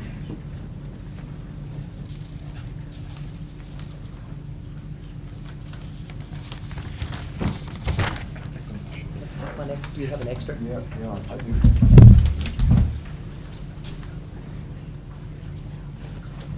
My name is Paul Brockman. I'm here on the agenda. It shows, and thank you for putting me on the agenda. It shows I'm here about Catbird Road, but I'm also about Catbird Road becomes Chickadee Road, which becomes Ferdinand Forest Road. And I've owned a farm there for 30 years, and I just put a new house there and intend to move there if it ever gets done. There are some other residents on here, which another one has a new house. I won't go through all the names. There are 4 other residents that I haven't listed on Catbird Road. They are on the blacktop part, which was put in back when I-64 came through. Part of that was blacktopped. There are 4 residents on about a third of a mile there. The other residents here, some are younger folks. About 3 of them have, 2 of them have recently bought fairly expensive homes. There is a Patoka water main that comes through there now, which I think is good for potential growth in that area. It does front my farm. What I'm asking is if the commissioners, I know most counties have a road plan, I know you all do too. What I'm asking is down the road if you would consider either chip and sealing or blacktopping this road. I did talk with Mr. Howell about this, and he basically said there are a lot of gravel roads in Perry County, but you can go ask. So I'm asking if this road could be considered for either chip and sealing or blacktopping down the road. I do know we have about 250 miles of gravel road. Right. And it costs between $90,000 and $100,000 a mile to blacktop, so. Yes, sir. With. This year was 110,000 miles. This was 110, went up to 110, it used to be 90. So, I mean, I wish we could blacktop every road, and Sure. I'm very familiar with this. Right. This road Okay. up there, a lot of people are not. It's up at the northwestern Right. corner of the county. Yes, it is. Yes, sir. And so, yeah, it is. It's. Like I said, I wish we could blacktop it. We do our assessment. Steve, would you care to explain how we do our county road assessment? And it's good information for everybody. It's Sure. not just Sure. a random thing we do to. On the, I checked yesterday, I told you before about a 250 mile gravel. We got 239.19 mile gravel left yet. We converted a little bit over this year from gravel to pavement, but on the community crossings, I haven't put any gravel in on those because I was told that other counties that didn't get awarded any gravel sections on them. So, you know, that kind of rules out our community crossings, and we want to try to get that every year if we can. On the others, we got lit money. We have $400,000 to $700,000 in lit our own money that we can use for paving, which, you know, at 110,000 a mile, it doesn't go very far, and you have to replace culverts. If you're going to do a gravel road, you need to go through and check the culvert to replace any of those that need replaced, which is usually most of them, and then you have to put a base down. There's no use putting that pavement down if you don't have a decent base. So it's 110,000 plus, to do a gravel road. And like up there, I looked on the map, I don't remember how many residents you said, but I counted 8 residents on Catbird and Wind Road and 5 on Chickadee, and there's 3.54 miles. So, compared to what we did this year, like at Tobin Sport, there's one section down there that had 77 residents on it. So that's not, it's hard to go and spend our money on a road where there's not that many residents. Not saying that your road isn't as important as anybody else's. Excuse me. But that's, we have to look at how much usage the road has, how many residents there is. I don't have a traffic count on that road other than the count that's on our bridges. Every time they do inspect a bridge, they do a traffic count. They had 55 cars a day on that road up there, which isn't a whole lot of traffic on it. It's just mostly local residents. Well, Yeah, it's not really a through road, it's mostly local people. Yeah. So. Not to say you're not on our radar. Right. But our radar is pretty big. Sure, I understand. It ends up at Ferdinand Forest Road, that's Du Bois County. Yes, sir. And I'm pretty close to where the line is now. In Du Bois County, it's gravel, it's not pavement. That end of Du Bois County, actually. Part of it is. Yeah, part of it is, but then Du Bois County on the west end hits Catbird. It's short, it's about a third of a mile of Catbird is paved, and then it becomes Chickadee and Catbird and Ferdinand Forest. But Ferdinand Forest, when it hits Du Bois County, it is gravel. But I think that there's only one house on that stretch of gravel in Du Bois County. It's mainly a road that goes through the Ferdinand State Forest. Yes. So it's if anybody's out there today, it's hunters probably, other than one family. So, but the area that I'm in seems to be growing, and people are always asking me to sell them land, which I don't want to sell them back. There would be more houses there if I would, and others. But I'm just asking for consideration. Really, he's doing a really good job with the gravel road. And as far as a gravel road, frankly, you couldn't ask for a better one. Well, thank you. I'm just requesting chip and seal or pavement, and if you decide to go that way eventually, fine, and if you can't, guess what, we're all friends. Yeah. So, Well, and I wish we could, and another factor too that people may not realize too, and Steve and I did an analysis several years ago, and it's probably the same, is the maintenance of a gravel road compared to a paved road, honestly, but because you have a paved road, depending on the traffic, has to be repaved every 5 to 10 years. Right. And if you figure the 10 years on a lightly traveled, and the actual cost that he puts into, and he does a very good job of keeping track of the cost of the maintenance of each individual Sure. road. And we did this up on Bear Creek Road. It was 5 to 7 times more to maintain a paved road than what it is to maintain a gravel road, believe it or not. Although you may see the gravel trucks and the graders, but that once in 5 or 10 years to repave, to maintain the paved road, eats up a lot of years of grading and re-graveling. So I understand. it does, and I'm glad to hear that you're satisfied with the way he maintains the gravel roads.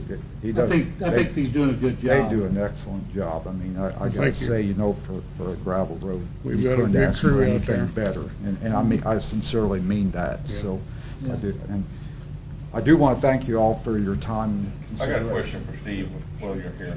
The part at the interstate, when they did that back in the 70s, when they Mhm. built, have we ever did anything to that part of the? Not that I know of, no.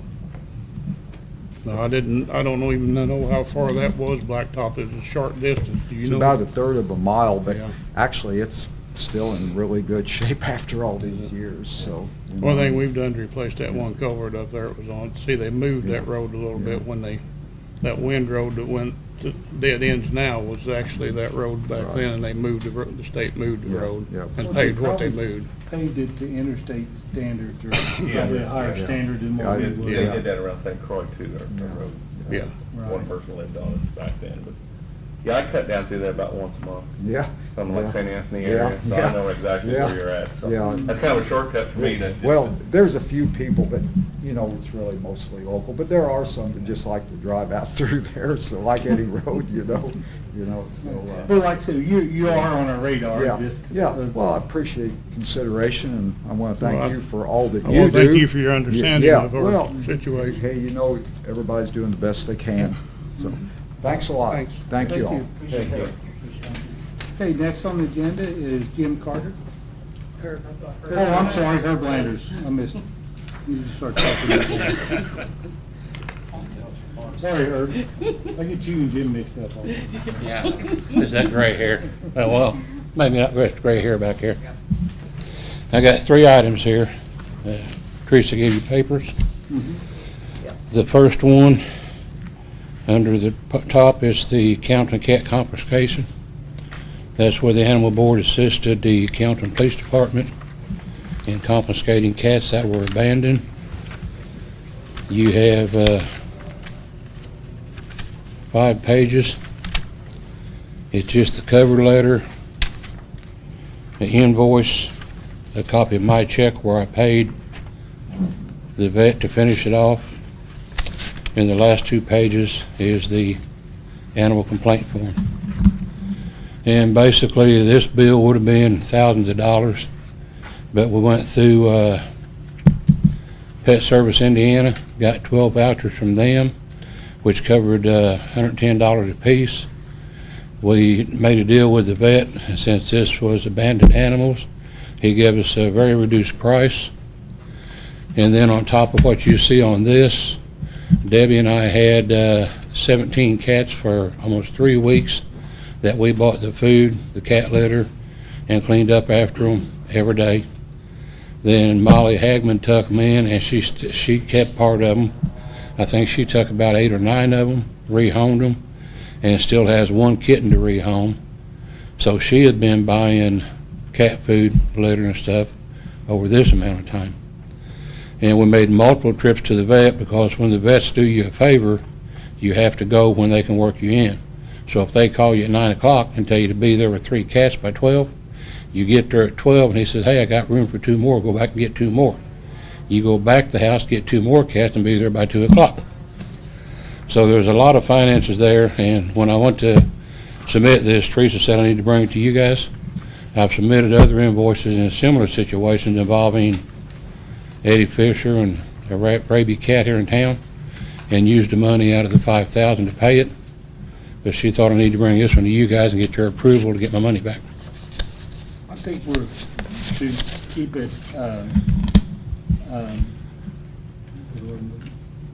keep it, in the public eye a little more transparent. I think that's not that we don't trust you at all. Don't think that at all. But to keep transparency, I prefer to do it this way. What do you think, Greg? I Andy? think it's great. I mean, I don't think he even had to show up, if he would have just given the documents to us, I think that's cool. What you do is great, I appreciate it. Right, and I know you go above and beyond too, you know that, so I mean. You didn't have to do any of this, it's reality. Yeah, but doing it, I think, keeps a certain amount of transparency there. Okay. Yes, it's good. But I'll just say this, I've had some feedback on the deal that we had with Harrison County, whenever you're working through, and they talk about $275. Well, if they take 2 dogs and they go and get a spayed and neutered, just putting this in the public eye, but it's $110 a pop, even if it's, and that's cheap. Right. Yeah. That service is not as expensive as some people are saying it is. Yeah. Well, that's what I said. We get a very reduced price with what I do. Right. I mean, that's the 110 is cheap. Yeah. Well, that's the same thing. I won't go into any details, but which April contacted me, and we've been working on a 50 cat deal here in the county. So we had worked on it, had it worked out, and actually we're looking at getting all 50 cats spayed, neutered, rabies shot possibly, and returned to the owner at no cost. But that stuff's not, when you go do that, that's not just handed to you. Somebody's got to sit on the telephone, the email, or whatever, and research and find the resources to be able to do it. Well, That's not just the vets, that's the paying for it and everything. Yeah. So that's- Yeah. And a lot of that goes without people knowing, so this is not a bad idea. To Make people aware. Aware that this work does go on. Well, if this cat ordeal here, if the guy would get some vet that would take them, as a private resident, they'd be looking at a minimum probably $13,800 plus dollars, which started out in 2019 with 2 cats, and now there's 50 some. I mean, So- there's a lot, in the spay and neuter clinic you had at the fairgrounds, I had one of the fairgrounds people tell me that, you know, the line was just all the way back to the bowling alley up to the fairgrounds to get through to get it done, and he was helping traffic, and he recognized someone, and in line, he said, why, you know, I've recognized you, but I can't place you, who are you? And he said, well, I'm Ron Rhodes, I'm on Channel 7 News. And he said the reason why he came over here is because Vanderburgh County is not doing that. So I want to commend these efforts. We are going above and beyond as a county that even Vanderburgh County is not able to keep up with. So that's kudos to those programs. Well, we had 2 of them this year. One at the Coon Club did 108 animals, which they accepted they was only going to do 100, so we went over and above. And they started out at the fairground, they were going to do 100 animals, and they ended up accepting 125. We placed 118, and I utilized some of the county traps for our local people here in town, including the mayor's brother. And I know those people actually trapped and transported cats with the information we provide on the internet. There was cats from Perry County on top of the 118 that was done here that went to Crawford County, Du Bois County, and a couple other surrounding counties. So we actually did a lot more than that. But just between the 2 spayed and neuter clinics, said we've done 225 plus cats. And with the cats having 4 or 5 litters a year, or the average of 5 or 7 kittens, then a tomcat can breed a dozen females in 1 week. You take that, multiply it, and that's the thousands of kittens we won't have to go out here and chase or run over or pick up or do whatever next year. So the sooner people start being responsible and getting their animals, unless they're raising animals for a reason, for a profit or hunting or for whatever reason, I mean, spade and neuter is healthier for your animal, and it's the cheapest way to go. Oh, it definitely, yeah. And like I said, I commend.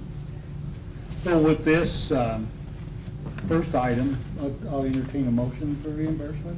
Oh, sure. Yeah, only question I would have, what funds do we need to pull that out of? Because that was going to be my question. Yeah. Okay. I would pull it out of the normal animal shelter funds that we have now. That's what I was Can we wondering. just The add it one to where we- Thursday's appropriation? Now, are you talking about the one where we're putting the rent money in No, that we the- got? No, I would do. Or are you the other talking one. about the 35,000 that was budgeted? No, the 5,000 for. But that is the fund, if you're talking about the one that's set up in the County commissioner's budget. Right. That 5,000 is for education. Yeah, I would use the 35,000. Because that's the way the letter that was Okay, is that submitted in our, whenever the is that in our council. budget too, the 35? Well, it It's- actually, It's in county general, it's a separate department that 35,000 is. Okay, well, I'm asking, is it in our, is it the It's commissioners? well, I think the commissioners do, you Yeah. budget that 35, or So- you. So we need to approve. Yes. Created a line item for the And then outdoor keep That's the my animal question. supplies. fund intact in case they need. Yeah, because the letter that was submitted that went to the council for that 5,000 Is was for ed- for education. And I Yeah. think the council budgeted that thinking, To keep everything. the letter was proposed to do education, which is explained in one of the others, that the budget's not just for education. We have an animal welfare control and education board. We propose to use it for education, but the way the schools are and the way the COVID is, we didn't feel comfortable bringing the people in to do the education program. We don't have any vets close enough that's wanting to set up right now and spend a Saturday doing a training program or anything. So we have already took money out of this fund twice for animal-related issues like this, which was the Fisher incident, and then there was a rabbit cat found here in Tell City on 30-some-odd street that I took to the vet. So we have used that money for that. And then also, one of the next things I've got is a proposal to use that money for more safety equipment for the officers, which we did last year. The last year, the letter was also for education. But since we couldn't have the education last year, we utilized that money to get scanners for all three of the law enforcement agencies here in the county, and they're utilized a lot. Well, and I don't disagree with that purchase. And I don't think technically we need to reappropriate it, but maybe just have a general consensus to redirect it. If we've used that other fund, the $5,000 for this kind of thing before, I don't have a problem with it. That's a question to Pam. Well, it got used and that was submitted, and we really didn't check into that at that point. And then when this came up this year, as far as using it, we noticed it was more supplies and stuff. Okay. And realizing that whenever the letter came in, it was more for education and things. That's kind of why I just Right, kind of. but we can redirect it from education to, if we choose to, and I don't know that it makes that much difference. Well, you have more funds. I don't have a problem with either one of these, I really don't. It's Uh-huh. just, I just want to make sure we do it the right fund or the right way or whatever. I mean, So- we budgeted, when you made the request the last time, as far as for the pins, the outdoor kennels and stuff, and supplies, that's being taken out of the 35,000. Right. Yeah. Well, this could also come out of the 40-some that's already there that they left, because the money they left is there for animal rescue, housing, and care. Right. And that's what this falls under. 17 cats got Right. rescued out of a house after 30-some days. It's animal shelter I would, services. that $40,000, I'm trying not to touch though, and there's a reason for that, is because it goes in the next year. So if I don't use the 35 that's there now, I don't have it next year, but if I keep the 40, it goes over the next year. Takes it out of So 35. that's just, you know what I'm saying? I'm just It's trying to. 6,150 doesn't know. Is that right, Pam? Yeah, because with the 35,000 is budgeted, correct? Yeah, so Right. if I And use the it or I five. lose it, basically, at this point. Yes, and the 5 is too. All right, so your motion is to take it, is to approve these expenditures out of 35,000 budgeted for animal shelter services? That's okay, right, Pam? Yes, Should we- but we may have to have some, It'll be a new line item. We'll have to probably You'll have to transfer approve a some. transfer now. Can you get that on Thursday's council meeting? yeah, still? if you approve that we transfer money out of the thing to veterinarian Maybe, services. I don't know if you want to call it veterinary services, is that what you want to, the line item? It's animal control services, I mean, animal shelter, Well, the bill went to veterinary, well, which is part of animal shelter Yeah. costs. That's one of the costs of animal shelters is veterinarian services, correct? Yeah, well, I mean, the case came up because a couple moved out and abandoned these 17 cats. And the chief of police accountant and 3 deputies played the great white hunter Right. and chased them around through the closet and helped capture. There was 9 of them had been left inside, drinking out of the commode and eating leftover food on the floor without any electricity in 90-degree weather for over 3 weeks. okay, the 35,000 that is budgeted in its own department for the animal shelter. Right. That 35,000, when it was actually budgeted, was like when we had for the shelter. Right. So with shelter contract that we were using. So now if we're gonna be paying bills, that's not actually the contract. We have to. That's why we're trying to move that money out of that contract into line items to whatever we're paying. Okay. But the intention, the intention of that 35 was to take care of animal issues. We Right, but- wanted to do that through an animal contract. Right, but since So the intent is still there, but we have to do it. in we the have new to line transfer it into new line Okay. items, right? I'll do that. That Okay, sounds, that that's makes my perfect motion. sense. Yeah. How much are we doing here? Right. So this bill here is for 416.19, is that correct? Or 1619. Keep in, and Pam, Yes. keep in mind that we're actually going to be paying bills to Harrison County over the next month and a half or whatever. They're going to send the first bill, I think, like next week. So, it's like $300, but should we have $10,000? If this is 5, should we do $10,000 so that we've got money to pay those bills? And that's kind of veterinarian services too, isn't it? It's animal control services, and that's how I label all of this. It's animal That's control actually a services. control and shelter, so that should be easy to use 35, because they're transporting That way shelter and you've got housing. Harrison County, you've got this Do equipment. we want to transfer more than 15, 10, 15? I'll Well, vote. we're doing To me, 7,500, that doesn't matter. Let's go We're doing 15. 7,500 for the outdoor camps. Okay, so you're doing 15,000 to animal control services as a transfer. Yeah, to pay out these in future. Okay. Their main function is transporting the house, and then after that is up to them. It's still, yeah, but Yeah. still services. Yeah, it's still, yeah. They need to prove that and we'll make it up. Yeah, so Greg's motion then, I take it then you are approving this invoice and transferring 15,000 Yes, and when you say invoice. to animal.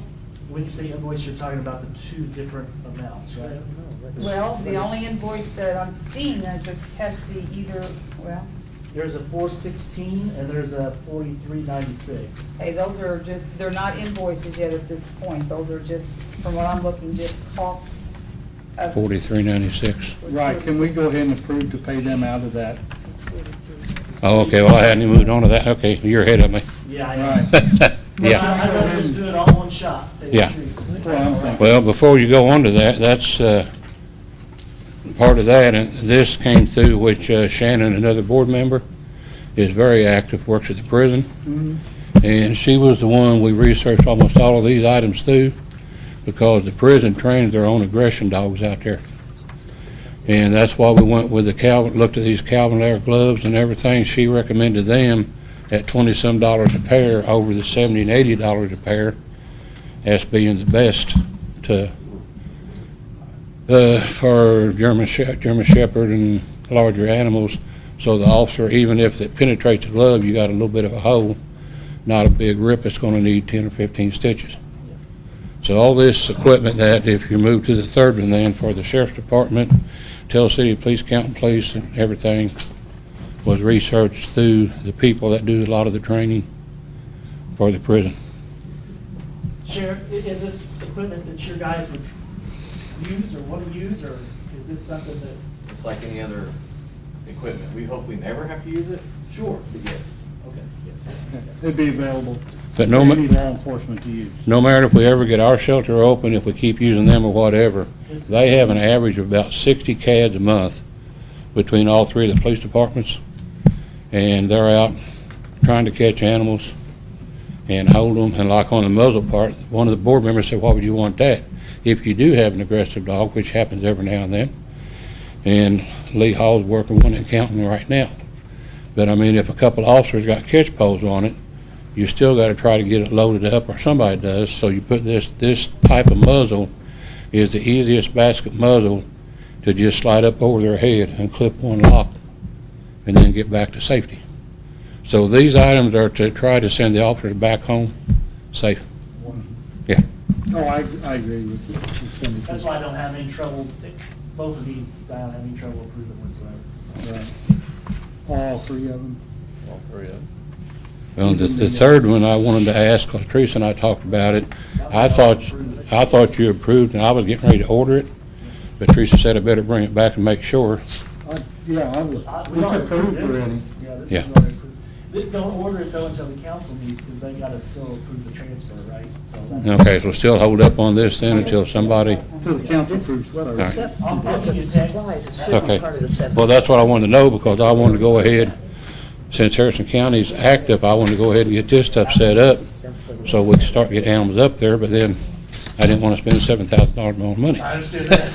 Right. Said that. So the motion is The to 41, well, move 15,000 from the shelter services to a fund that will pay the animal control service expenditures. And then to approve the we're two tax exempt. so expenditures, the Make sure. 416, 19, It's tax exempt, right? For purchasing these. and then the 4,300 for the equipment.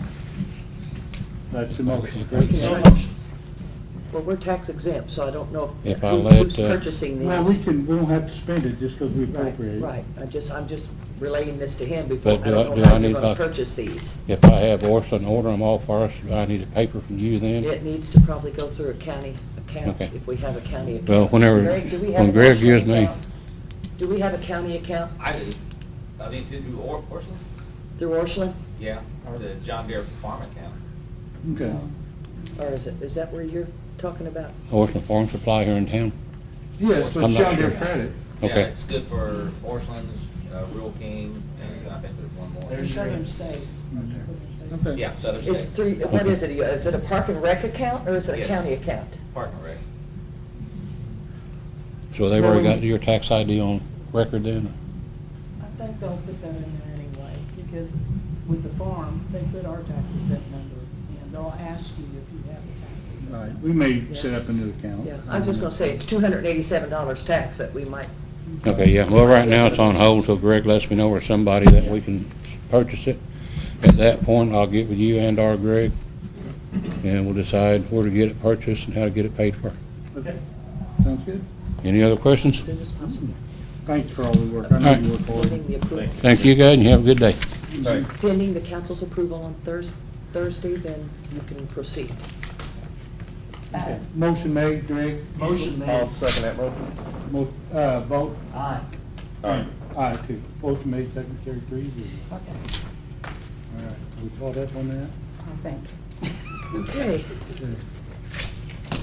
I'm looking a little confused because I am. Okay. Okay. Ready? Well, I think we made it, I think we simplified it now, so hopefully.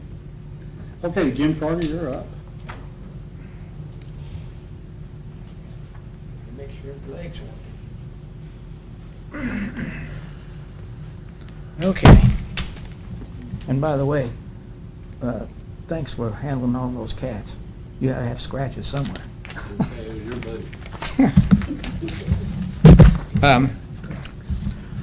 The reason, and by the way, I'm here actually in behalf as a citizen again. I'm not here in behalf of the Humane Society, even though this is my last a few months as vice president, and I'm retiring again.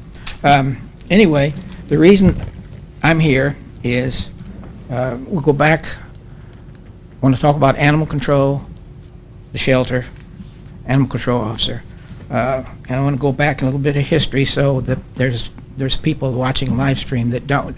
Everybody here probably knows the situation, but there's people watching this that don't.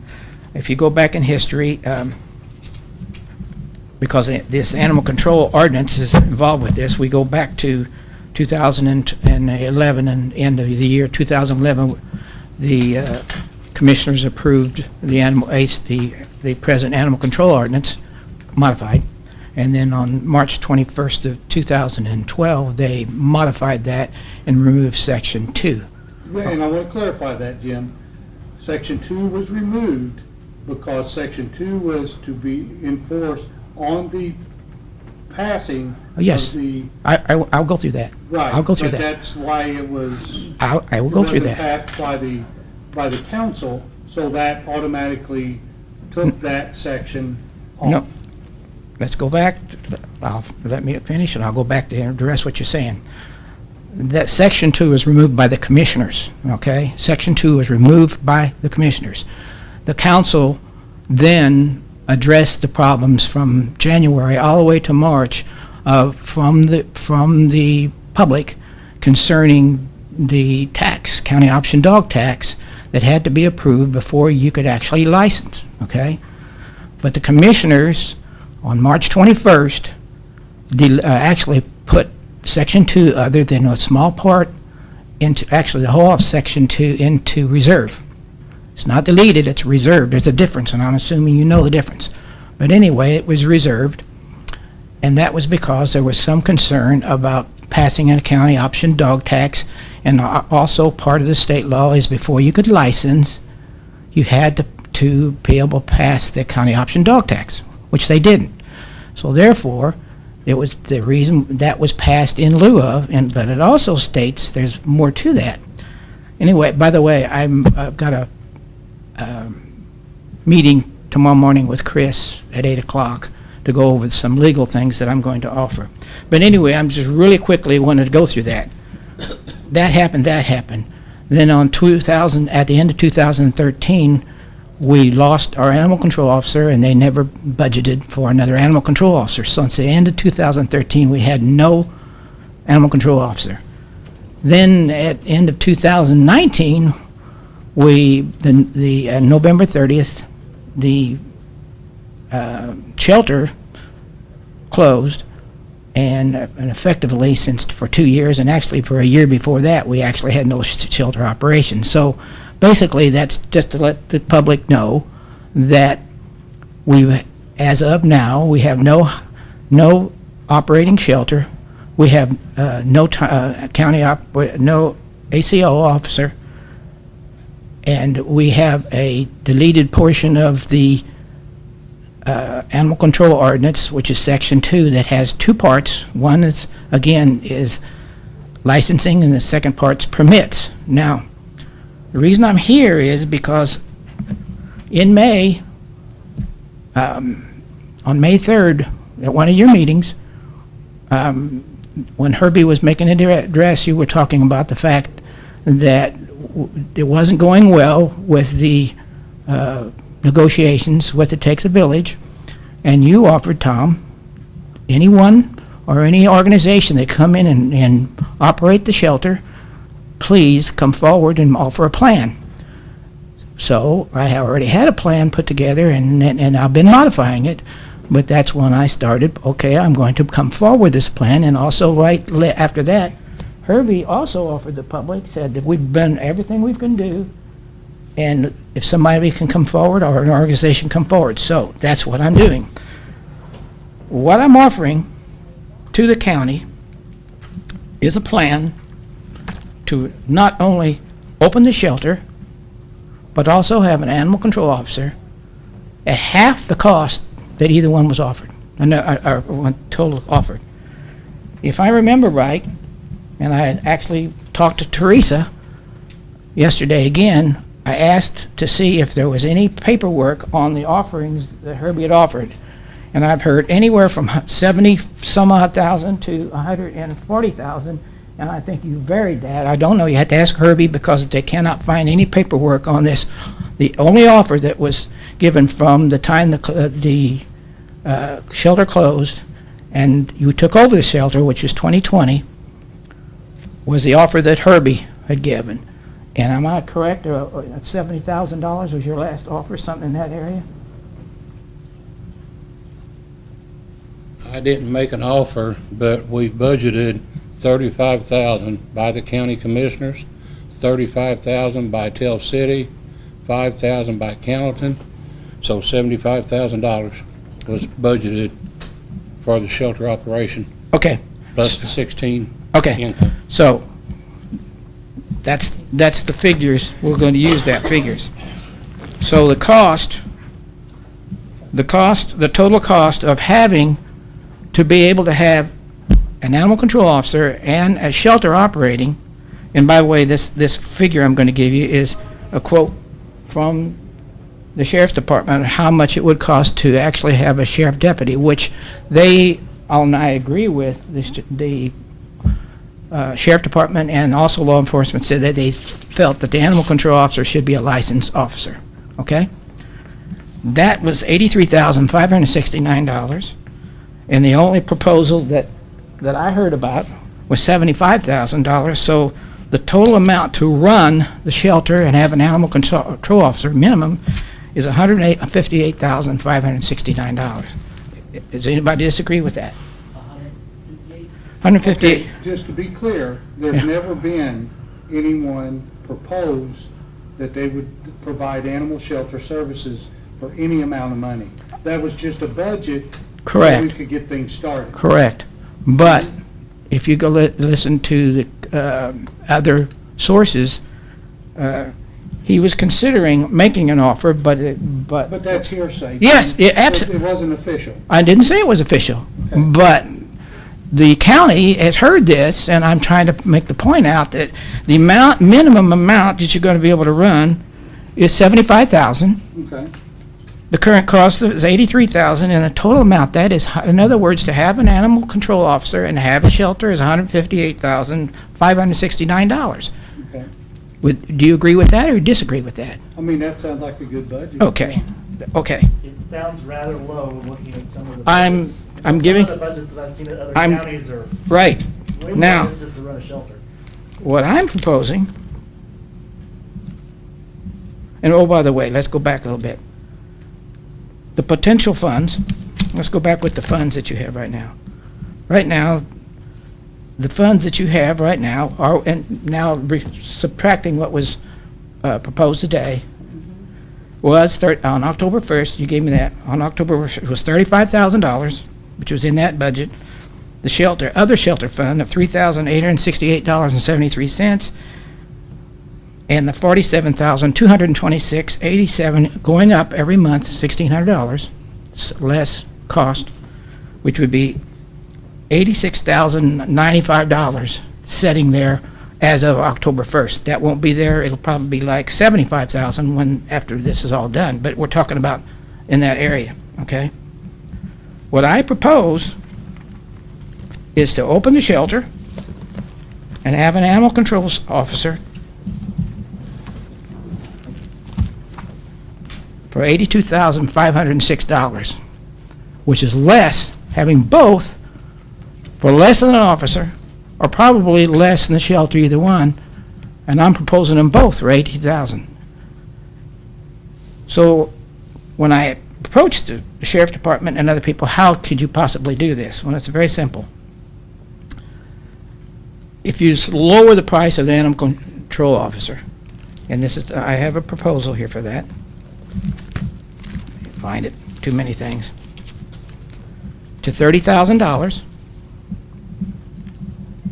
and then you add the $15,000, approximately $15,000. In fact, here it is. If you add the $30,000 plus the $15,506 that they would have to insure as a county employee, then you would come up with right there $45,506, which is already almost half of what's stated, okay, because of the cost, right? The secret is to, having this is because that's close to how much, what can we offer? And here's the deal. If we offer the animal control officer to be able to stay at the shelter, billet the animal control officer in the shelter, then you'd have a animal control officer living here, working here, quickly to be able to operate as opposed to all the way from Harrison County. And the stipend to that would be approximately $1,000 a month when you add what they would probably have to pay rent and utilities. So I add that, and then you add all of that together, and the animal control officer comes into a different light. In other words, then if the animal control officer then is at the shelter, he becomes the manager of the shelter / manager shelter. You've saved the managing cost. So you have no managing cost specifically for manager, okay? So you've got an animal control officer living in town for half the price that they had, that was said before, or right there, $83,000. You have now a manager going to be able to operate the shelter, but how would you operate the shelter? Where does it go from there, right? I'm proposing this $82,506 because also added to this is a security system that I asked Greg, would you give me an idea of what it would cost to secure with cameras, and he gave me a approximately $7,000. Okay, so if you add that, Which, by the way, I would not do, just so that it's oh, I know that. I'm going from a professional. Okay, so anyway, if you add that, if you add the training programs that I propose from NACA, and by the way, I also just asked, Herbie is licensed for trapping. He's been doing it for years. He knows what he's doing with trapping. But Herbie is not trained by and certified by association that actually it's called by NACA, which is the National Animal Control Association, are certified. They train and certify, and that is animal control officers. In this budget, There's $5,000 for 5 individuals being trained for that, and also 5 individuals that would actually be handling the animals. And they would be certified, okay? Trained and certified, all of them. We have not one NACA trained certified person in this county today. The importance of that is now they become part of the program to help the police department. They're the ones that handle the animals. They're ones that list of those NACA people will be on the rolls at dispatch, and dispatch will not be in chaos. Now, thanks to Greg, we've got a temporary situation that he put together, and I thank him very much for that. Group effort. It may be a group effort, but Greg, if you wouldn't, let me finish. Thanks to Greg and whoever was a part, law enforcement, Harrison, anybody that was part of that, thank you very much. We got a temporary program, thank you. We also finally have appropriation for a security building in the kennel, the outside kennel, which I proposed 3 months ago, and I gave the commissioners the cost of the materials, and we have a contractor that's taking care of that at $7,200, which is great, because you really want to, instead of me building it, you'd want a contractor, but I was willing to build it myself. But that's very important, because this animal control officer can only work so many days, or so many hours, or whatever. These trained animal handlers are going to actually be able to, with the police department, be able to pick up the animal no matter what time, because there are going to be 5 of those, with dispatch, with the officer. They'll take the animal, whatever, if it's an animal that's bit or one that needs to go to the outside kennel, they'll take that animal there. They'll have a card that goes in a slot, and that information, and whenever they get to the shelter, the security system, the lights will come on, the cameras will come on, anybody approaches this system will come on, and they'll have a card there made out who, when, where, and how, and why, and so when the animal control officer goes to the thing, he's got the information, he's also got it, and dispatch will have it. So you've got a basically, and now we've got a safe place handled by a trained person, certified person, with helping the police officers, so they don't have to have the catch poles, even though thank you very much for getting that. I'm working for that. So you've got now a safer, more secure group of people trained to work with animal control and the police department and anybody involved to get that animal safely. Because right now, how many of these dogs that have bit in the since the September of 20, since we've got that building, how many of these animals that bit, where have they went? Everyone, none. How many have been secure at the shelter or the outside kennel? Everyone that bit has been quarantined. Quarantined to where? In compliance with state law. No, I'm nice. Where were they? I can't answer that. Health Okay. Department did a lot of- Okay, there's the problem. See, the health department is not trained to do that either. And some of these animals have got out that have been quarantined and run again. So here's my point. You're removing, by making sure the animal is secure and having the animal control officer the next morning be able to look at the situation, then they go inspect it, not the health department. It's not the job of the health department to inspect the facilities. It's their job to get a report from a bite, take that report, make sure that gets to the state, and they deduce according to the situation. It's not the responsibility of the health department to go out and inspect the facilities, yet they're doing that. They have been doing it, and it's a liability that I think should be removed. This removed that liability, okay? So then you've also got 5 people that would also be trained, and I call them ASMs, and they would be assistant managers at the shelter, and they would be the people that work, and they're going to get a small stipend of $50 a day, which is, we're talking about a volunteer that's also going to get a small stipend, but they're going to be trained, and they're going to be the ones that work in the office, and they are also going to control who comes in and out, and they report right directly to the animal control officer, who reports back to the animal control board. So everything is going to work together if you listen to the plan, and I'm going to do it detail and plan, but the whole thing is the training, the cost, the food, the vet, everything is $82,506. So they're saying that's half of what you believe can be offered. And the main thing is it also puts the ability for the animal control board to work through the animal control officer, so Herbie doesn't have to go out half the time on his own money and on his own time doing things that he's not trained to do. And I'm not saying that he knows how to, but he's not certified, and that's a liability problem. So I'm actually trying to help the animal control board by getting these trained people in that budget. Now somebody says, well, how are you going to be paying for the food, the medical, the vet, etc.? Well, you're aware that there's $19,200 rent. Okay, the average cost of paying for the building is $502.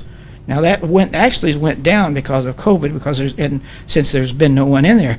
But if you go back to 2017 and you look at all of the cost and average them out, the average cost is slightly over $500. So you got effectively $1,100 to pay for the incidentals, which would also pay for your traps and pay all of those things through the rental. Okay, I've also been trying to, I know you know Randy, the renter. Been trying to get a hold of him, but he's got a huge farm, and he was, like other farmers, he hadn't had time. But I'm going to also ask him to help pay for part of the security cost. So once I get with him, I think he's very, very interested in making sure that his building, that part of his building is secure. So basically what I'm saying is the total available funds, $86,000, less that, $75,000. The total projected income, and I'll explain that to you, is almost $90,000. This is how you can run it. And the projected cost is $82,000. So I'm offering $7,000 less than the projected cost. So you're going to say, how do you come up with these costs, correct? Okay. If we get the fiscal body to approve another $35,000 and not remove what's left and put back in the general fund, but it immediately take what's the remaining funds and go put back into the general fund and approve $35,000 for next year, and then you go back and you make the agreements with the interlocal agreements, which is right now, and you can raise this a little bit, $17,000 Tell City, $2,232 from Carrollton, and $5,576 through a tax that I'll explain to you later on why that amount is. You can, I'll get with you individually on that. And the estimated, and this is talking about operating shelter, of approximately $30,000. Now I don't know how many people here knew what it cost to run the shelter, or how much they got in donations. Does anybody here know what it cost an annual? Does anybody here know what it cost annually to run the shelter? We had that figure, but we don't have it in front of us. Okay, well that varied and that went down in the last 3 years. That's one reason. But the main thing is the donations based on past income going down would be $30,000. So you add all of those up and you come up with the potential of $89,000 or close to $90,000, which would pay for everything that I'm telling you and have both facilities open. You'd have the animal control there, the animal control officer there, living on quarters. Now, the last thing I want to tell you is somebody says, the law enforcement asking this question.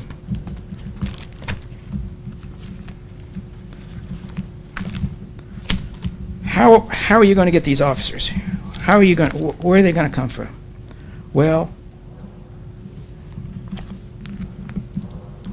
about a month ago, I put together a letter, and again, with Greg's help, presented an email to different organizations. And I sent out an email to these organizations asking if they would be interested in having to be an animal control officer in this county. So now I've got to find where it's at in here, because I got too many things going. Okay, this is the letter. Perry County, Indiana closed its animal shelter in 2019 and has not had an animal control officer since 2013. As a county, we are actively looking at how to solve these issues. We hope that you spend a few minutes to help us determine what would be needed to attract someone in law enforcement, active or retired, and to consider coming to Perry County as an animal control officer. Perry County has a population of approximately 19,000 and is located along the Ohio River and surrounded by the rolling hills and the Hoosier National Forest of 60,000 acres, filled with incredible fishing, hunting, and outdoor opportunities. Though blessed with easy and laid-back living of a rural area, we're at the same time an hour away from several large cities, including Louisville and Evansville, and the best of worlds in a single location. And this went out as a survey, and it would ask, would you be interested in moving to Perry County? Yes or no? Any additional comments?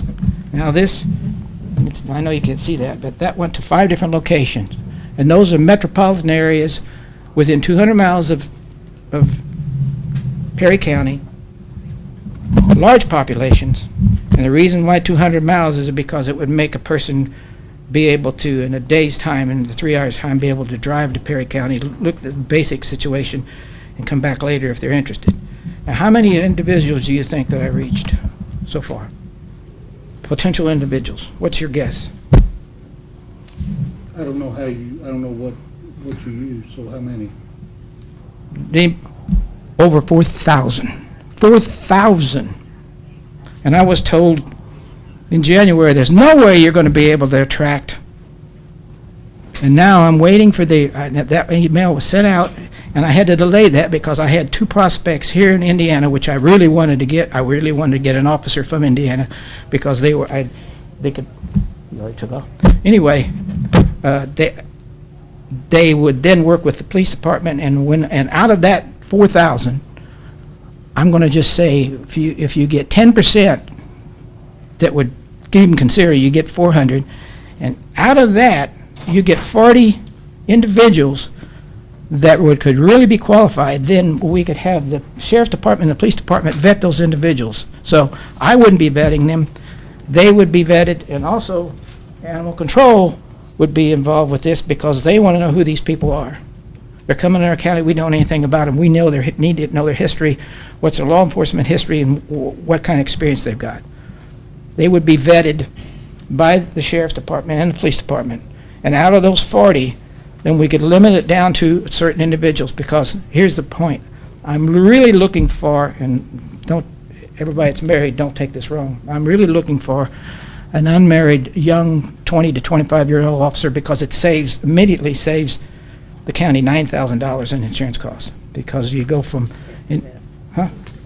I know, I said, no, I'm saying I'm looking for. I'm not saying what the county's going to look for. I know, but you can't offer the job. No, I'm not offering that way. I said what I'm looking for, okay? All right? There's a difference, okay? There's at least, and I'm going to be talking to that legally tomorrow with Chris. I've got a lot of legal questions that I've been putting together to ask Chris, and Chris will then, after Chris gives me the answers, we'll go back with you on this. But the point is, that's what I'm looking for, because that would be the best individual, because it would be so much easier to, we need a bedroom, in other words, to work the shelter for that person to build it in. So I'm not saying, I know you get discrimination in that, but I'm just saying it could be man, woman, or whatever, but the best individual would be a single individual that's newly licensed. I'm just giving you that example, okay? I'm not saying what the county's responsibility or any municipality, what they can or can't do. But I, as an individual, can do these things.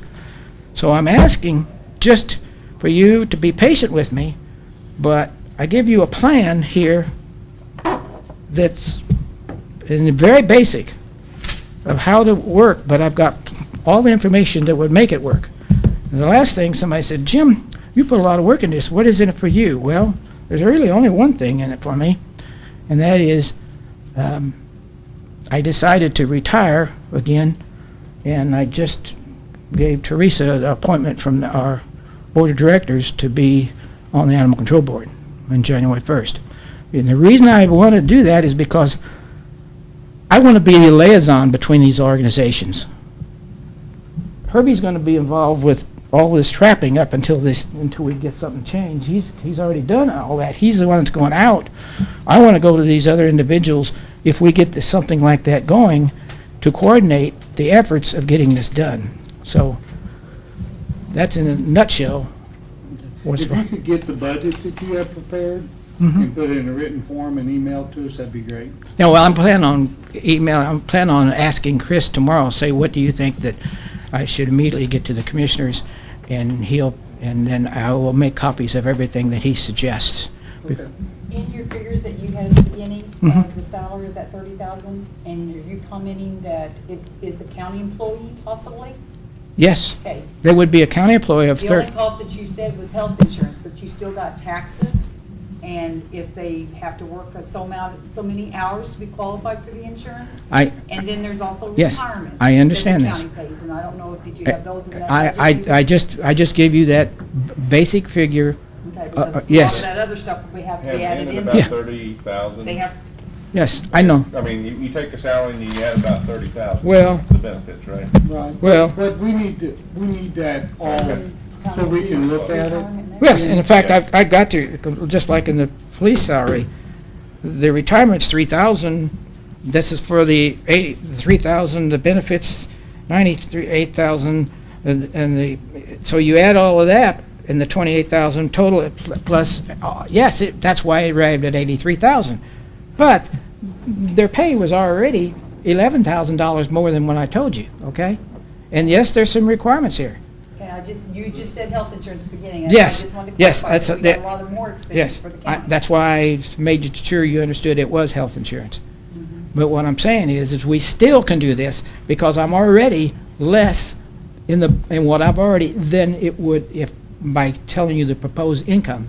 It's actually less by $7,000 automatically. So you've already got $7,000, and we really don't know how much we're going to get on this because people stopped giving to the shelter in a big way starting 4 years ago. It used to be the shelter was an average 1/3 of its income came from, and so they went in between $120,000 and $140,000 a year, average. Okay, so their actual income that came from donations was approximately $40,000. I dropped that by 25%. So when you add all of those, and I'm telling you, and that's why I said, you have to give me time because I've got so much information. I did a lot of work on this. I think we could make it work. I really do think it make it work. I just wanted to bring that up. You know, I understand, Pam. So that That's what I want. I want those questions because I'll be talking to Chris about what's actually needed by law, okay? What is required. Yeah, if you could make that, if you could put that in a spreadsheet, would be great. So Give it to us. But anyway, I want you to consider this because basically we could actually have the shelter open between March and June, but the only problem is the first 3 months would not be open directly to the public because this training program would be going on, training the dog handlers, the handlers that would be working with Herbie, and the assistant managers that would be working for the animal control officer and being those to be trained. They would then train other people, and then we'd be going out to the schools after they're trained, and they would go out, trained to go out and talk to the students and to churches and a place to get volunteers. And there's your trick. The whole secret is get volunteers. And you made a statement on May 3rd that we should be able to get a lot of volunteers. And I agree with that. But we got, has anybody else made any kind of offers like I have? Does any in the last 3 years, 4 years? I appreciate the work. I really do, and I want to see it on paper. You know, I've talked to you about it. Yeah. I want to see it on paper. But the But the elephant in the room that everyone has ignored so far is vet services. I can have an animal control officer, I can have a building, I can have volunteers, I can have a budget, I can have $1 million. But if I don't have vet services, I don't have a shelter.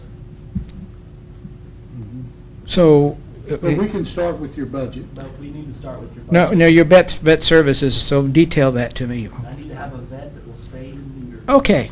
That's I'm glad that you said that. Now, also on May 3rd, you made a statement, and Herbie also made a statement, that we're having trouble finding vets. That's a main problem, right? And vet services, I agree with that. It was made, I don't remember who did. Okay. I've made it several times. You made it several times. You actually made it to me, and I said, I'm going to start helping you with that. But that got put on the back burner. So how many vet graduating locations do you think are in the United States right now? Huh? 9? That's what it was 10 years ago. It's over 100. Anyway. No, I don't, no. No, listen, Jim.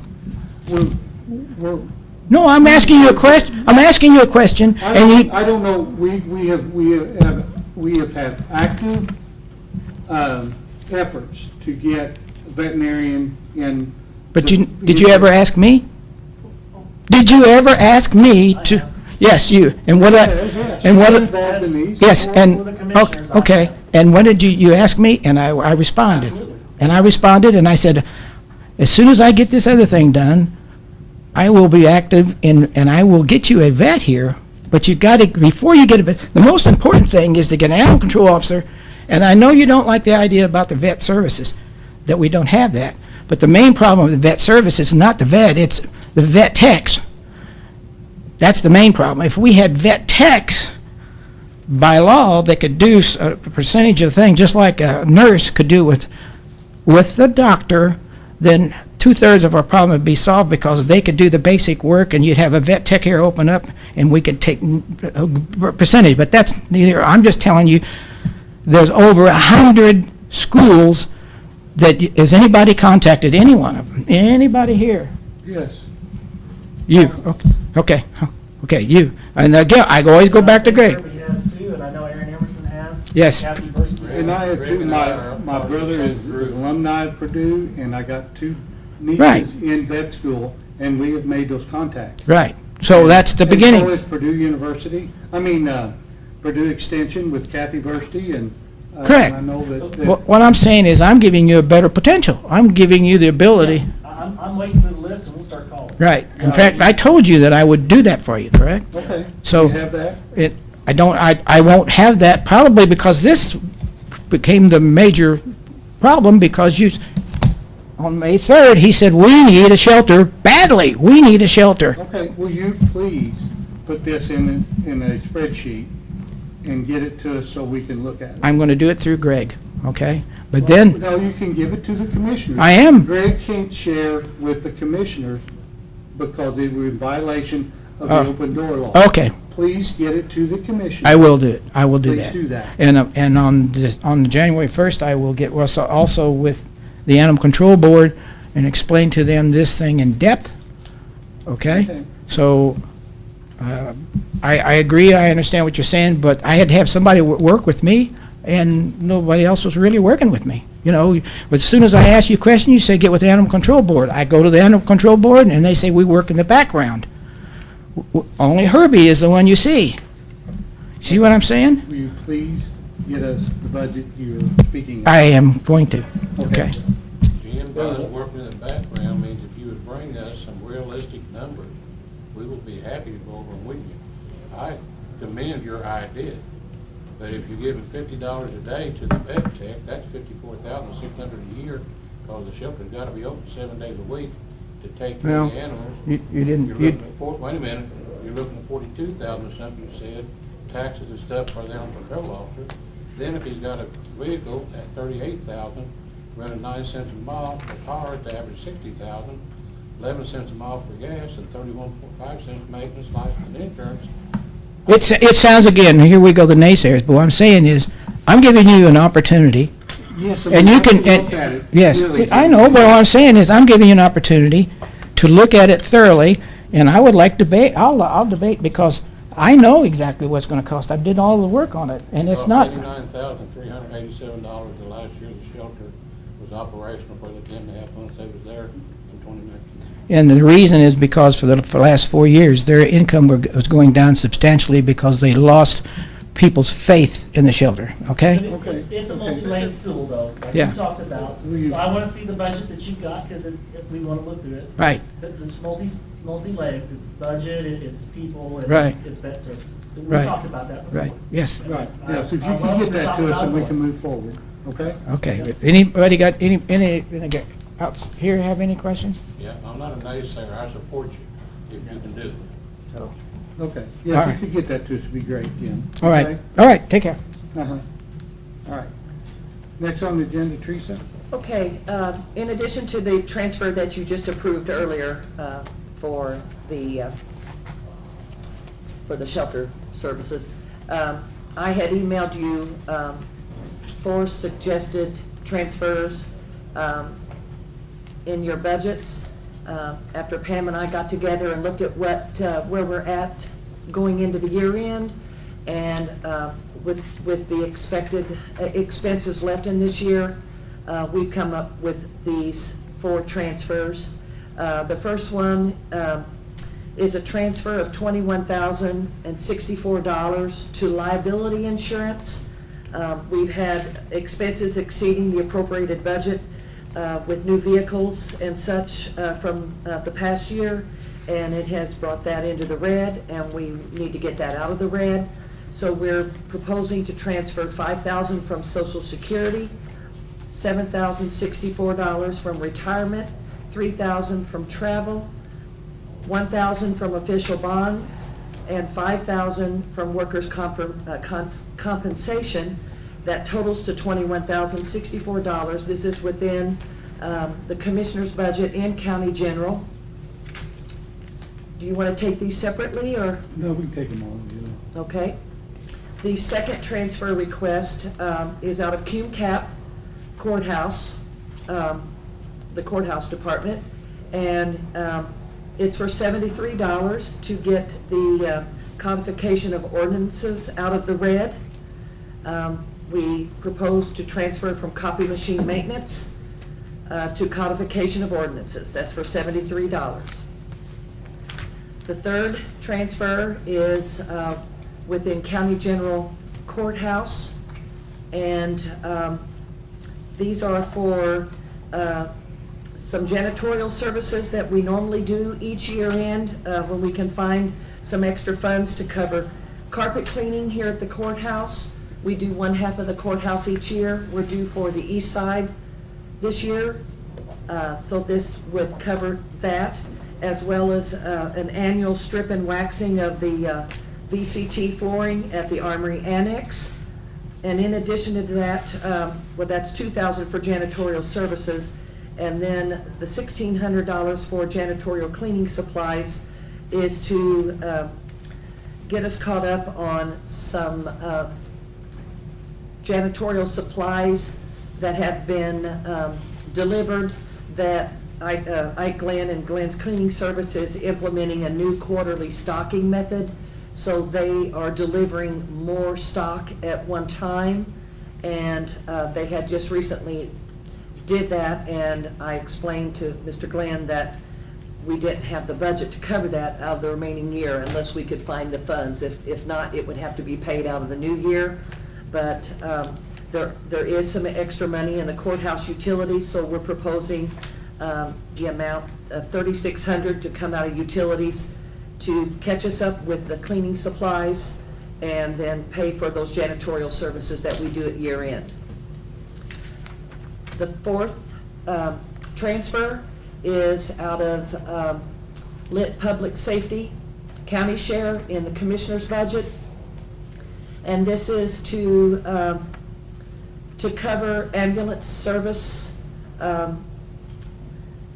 for the remainder of the 12-month period that we normally subsidize. We normally subsidize November through October in our budget year because we never have the November and December profit and loss statements from the hospital till after the new year.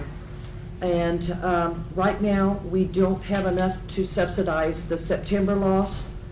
We almost have enough, but not quite. But then we still have October's loss that we don't know what that is at this time.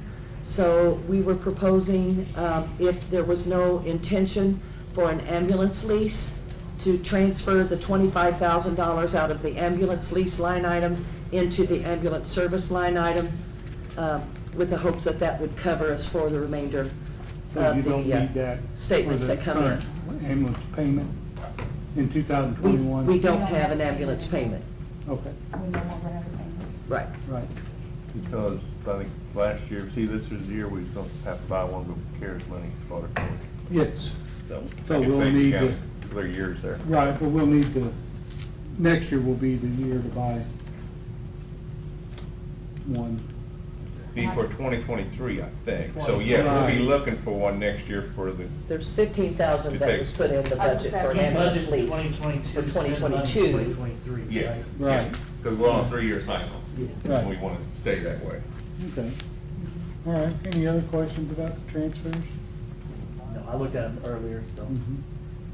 I talked to Teresa the other day about it, so I'll, Yeah, and this lease payment also, just to kind of let everyone know, that I cannot carry this lease over, because unless I have a contract in place or something already started, I couldn't carry this lease payment over to wait Right. until the next year anyway, so. Right, yeah, and they go hand in hand. yeah. I mean, Yeah. it's for the same purpose, Yeah. so. Mhm. Okay. I'll Well, make a they motion. come in handy to have that extra Yeah, 25,000 in there. exactly, yeah. I'll make that motion approved. All four, or five, yeah, four. Mhm. Motion made and second, and vote by, roll call, Randy? Aye. Great. Aye. And I vote aye also. Okay. Motion made. The next thing I have is your upcoming board appointments that will be expiring at the year end. Do you want me to just list the names of the boards and the number of positions? Do you want me to list all the Yeah, bulleted just- items? Just the. I do plan on putting this on the website, on the commissioner's budget, Right. on the commissioner's webpage. All the details will be on. All the details for eligibility. Alcohol Beverage Board, you have it's a 1-year term, you have one position that will be coming due. Animal Welfare Control and Education Board, it's a 4-year term, there's 2 positions. One must be from an ag animal organization, and one must be a member of an animal welfare organization. Convention, Recreation, and Visitor Promotion Commission, 2-year terms, there are 3 positions. Health Board, 4-year term, there are 2 positions. And one has to be a physician. One needs to be a physician, correct. Hospital Association, 4-year term, 1 position. Plan Commission, we have a vacancy still on that board. Port Authority, it's 4-year term, 1 position. Public Defender Board, 3-year term, 1 position. Public Library Board, 4-year term, 1 position. Redevelopment Authority, 3-year terms, 3 positions. Redevelopment Commission, 1-year term, 3 positions. And we still have a vacancy on the Zoning Appeals Board. And then on Indiana 15 Regional Planning Commission, you have 2 at-large positions, one of which can be a commissioner in addition to your commissioner appointment. Those are 1-year terms again. Tell City Plan Commission, 4-year term, 1 position. And that one must be a Republican, not be a Democrat. And then there are other appointments by virtue of office or position that would be held in-house by either a commissioner or someone that you designate. ADA and Title VI coordinator, it's a 1-year term, 1 position. Indiana 15, again, the commissioner appointment on that. Grow Southwest Indiana Workforce. The local elected officials, Region 11, the only reason I listed that term is not up yet. It's just held by a commissioner, wanted you to be aware. Perry County Development Corporation delegate, 1-year term. Personnel Policy Committee, 1-year term on that. That's held also by a commissioner. And Plan Commission, there's a position on the Plan Commission held by a commissioner. And I listed a few things in addition to that, there, again, that are on terms that are not expired yet. Community Corrections Advisory Board, and which also is the Local Justice Reinvestment Advisory Council. And there's a position from a commissioner on that, as well as the EMA Advisory Council. But I will get all the public appointments on the website soon. And I don't know if you know, when you want to, if you want to appoint at the year end or wait till your reorganization meeting, since there's not an election this year, so. What do we usually do? Just depends on if there's an election or not. Yeah. Sometimes you do it at year end, sometimes you do it in 1st of January. It's whatever your preference is, or if you want to wait and see where we're at. We'll go. I mean, I don't care. We've done both ways. Since we don't have a new commissioner coming on, we can do it either late December or first year. Okay. We usually have 3 meetings in December anyway, don't we, to finalize Yes. things at the very end? Yes. So,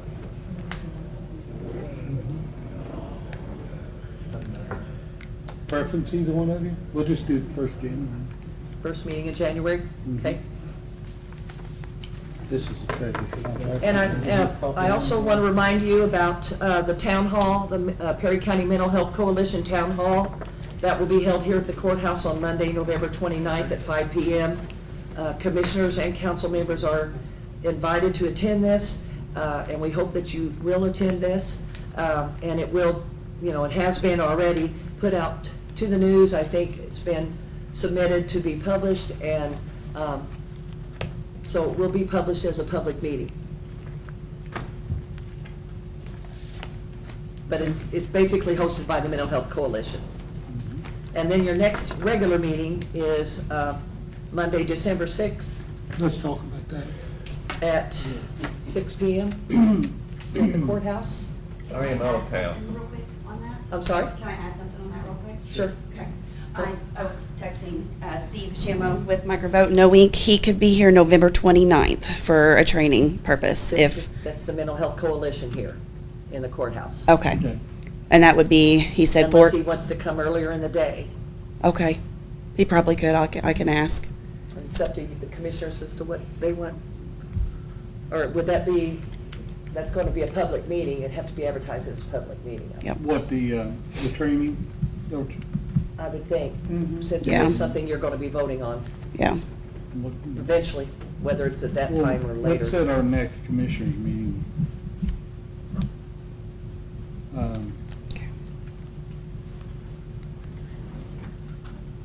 You two can't make the, I could make the next day. huh? I could make the next day. The 7th? You can, you're on a whole week. Okay. You're out a whole week? Well, I don't know if we want to. I mean, you guys could go ahead and schedule for 7. I don't have to be there. Most of the time I miss that meeting anyway. Pam, is December like 2nd too early for you to get what you need done? Like claims and payroll and stuff, or?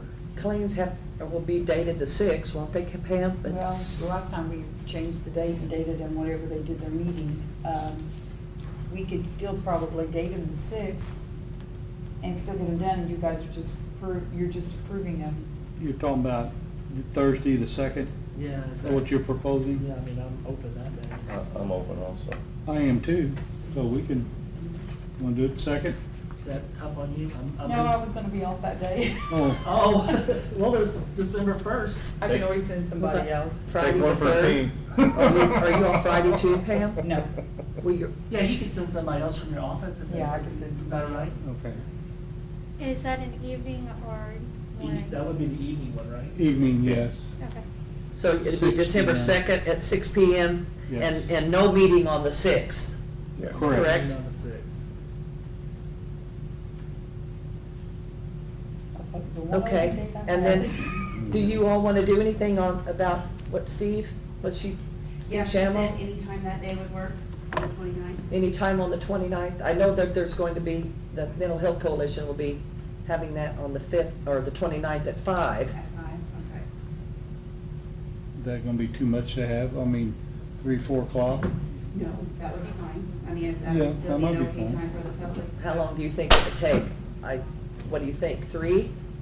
Probably no more than, I would think any longer than an hour, I would. Go 3. 3 What o'clock? time are you doing? Maybe 3 o'clock? We might need some time to set up for the Nobody that coalition. works is gonna be able to make that I meeting. know. That's the problem I have with that. I mean, anything before 5, I mean, we could go days after that, I mean.